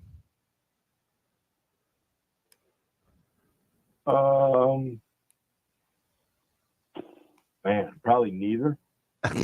It's not going to answer the question. Well, no. I'll answer. Like from a coaching aspect, I gotta be pissed. You'd think, right? I gotta be pissed, and I gotta have questions. Okay. So, tip of the cap to you. You, before it all went down, said that I won't put you on Front Street. You said that one coach on staff would be the question mark. I said, you're crazy. Relax. This is what it is. You are correct in that thinking. Okay. Number two, you got to be like, hey, we got to watch what we say, because we've said little buddy isn't going to run the ball because he fumbles too much in practice. And then we got little buddy running the ball at a crucial point in the game, and he fumbles in the game. So those things I have an issue with, because that you've told us the problem, and trust me, we've absorbed that, we've listened to you, and then we get in the game and then it happens, and picture meme with both palms up in the air. It's like, hey bro, like you told us, we listened, what happened? Why is it this way? So I think for me, I go, gosh, we've been saying this forever. I go to simplicity and just back to basics. Like, you can't stand in the huddle that long and have the QB reading the call off a card. If you have to simplify it down to names and just other phrases to where it just cues everybody up, where you come in and you say, hey, we're going to go trips right, Burwell Rodeo. We're going to run B gap right. But you watch the play come in, and we stand there and we're looking at our wristband. You like put pressure on the team. Like 17 seconds was our goal on a was it 25 or 30-second clock. You got to run your ass back to the huddle. You got to get the play. You got to get back up on the line of scrimmage and go. You can do it, but you can't do that if you're like, those things got to get clean. And then you just can't. You got to put the steel toe boots on marketplace. You can't be the reason you lose. So it sounds like you rather be the guy that gets another crack at it because he didn't do what he was supposed to do than go in just knowing you didn't have a chance to begin with and still losing, right? Because sometimes if you don't control the controllables, you can get in your feelings like, oh man, I failed again. I would prefer that over just being outmanned to begin with. Yeah, I'll take outmanned, because the thing with outmanned, and anybody that I've ever been around or coached, hopefully they remember it, but I'll tell them, I would rather have you be 100 miles an hour and be wrong than be 50 miles an hour and be right. Because sometimes if I'm aggressive and I've missed an assignment, I might catch somebody I'm not supposed to catch. Back makes a cut. He does his job. He helps me out, makes a guy miss. I help him out, get a guy I'm not supposed to block. I can make positive yards on that. Because what I want to do is just repeatedly just tap on an insecurity on the defense. Are you that good? Do you question yourself? Why is this team able to do this to us? Why are they having success doing this? Oh, man, I don't trust this guy behind me. Now I got to do too much. And then the whole thing unravels for them. You can take a more talented team. You look at that squad that we played in the state championship game, Elk South, when they had 172 guys suited up for a Class B game. It was 108 in the fourth quarter, 109, and we got it. We got it to a 2-point conversion away from winning. That team was wickedly talented. The Elk South team. We were talented, but we weren't as talented as them. And I said, you just got to keep punching. You're in a fight, and you got to go the whole time. And they even had guys that hadn't played offense on offense. Like in their platoon system, they had guys that were defensive-only guys now playing offense. So the panic button had been fully depressed. I'll take that chance, because the only guys that got to believe it are our guys. I don't care what anybody else thinks. If my guys believe it, we're going, hey, great. You are more talented. Awesome. We are tougher. Verz, go ahead. No. Verz, do you think Colorado, I mean, obviously they've got a few really good guys, but up and down the roster, I mean, do you think they are more talented than Nebraska when you kind of see the two teams? I mean, it's only been 1 week. It's kind of hard to tell, but where do you think the talent levels are respective to one another? I think they have an advantage of speed. I mean, they're fast. They're fast. Size-wise, probably an advantage toward Nebraska in that. Now, you can have an advantage in size. Can you use the advantage in size is the question. Can you lean all game? Can you run it? Can you control the clock? Can you take advantage of the new rules of college football that are trying to get the game condensed down into about a 45-minute game? Can you do those things? Like that's what matters. Agility. I would say Colorado, like in space, we don't want them in space. Mm-hmm. You need to know where your help is the whole time. But here's the thing with speed. If speed is watching on the sideline, speed can't hurt you. So if you get down and dirty and you get real nasty with it, you run the ball and you control the clock and you let the new rule take hold, do your thing. Because you take all those possessions they could get that are just free flowing. Hey, baby, this is almost just like that dumbass 7-on-7 we play. Look at us go. And then we go. And now the clock is bled down and you're down. It did look a little like 7-on-7 though, didn't it? And that ball gets a little tighter on it, right? You grip it a little harder because now you don't have to score. You need to score. So now you change the mental dynamics and away you go. I might. Verz, you going to beat Rice tonight? Unfortunately, buddy, I can't. We're shocker. I know short staffed and we got Scott lunch today. And so I will be. They won't need cheering you. Pro far. They won't need you. Hey, let me ask. Let me ask you one more. Awful aggressive of you to say. Not a you thing. I'm not saying saying it's you. Let me ask you another. Would you rather? Would you rather be the team that had success and having to be the team where everybody's kind of writing about you and you get all the national media? I don't know if the culture's set in enough to be able to handle that, or the team that seemingly can't get out of their own way that gets one more crack at it again this week. You know that answer. I don't really. I think there's pros and cons. You rather be coming off the win and how to handle it? You've been around me a long time.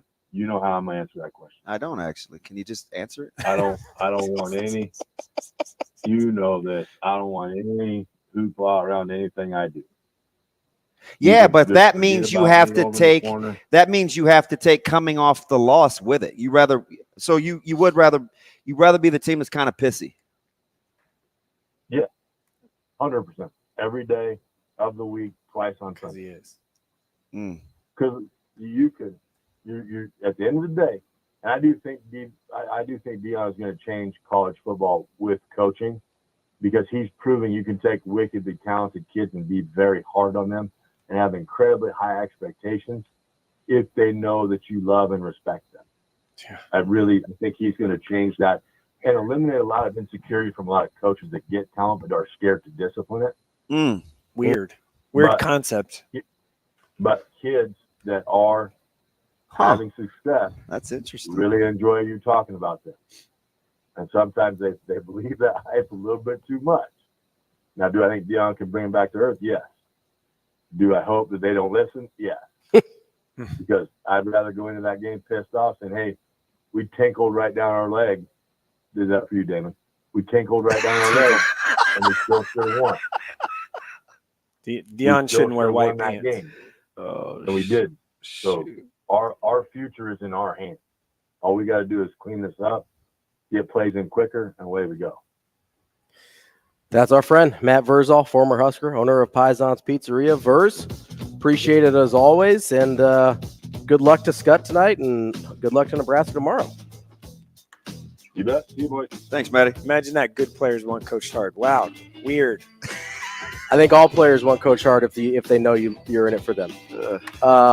Reminder, next week we're going to have our friend Marty Cordero on to talk about the Omaha Storm Chasers' last homestand of the season. So make sure you get your tickets, get out to Werner Park on Tuesday through Sunday to see the Storm Chasers. Sautter, DB, Have a weekend. Go Jets on Monday. I don't know about all that. That's Benning and Lulla.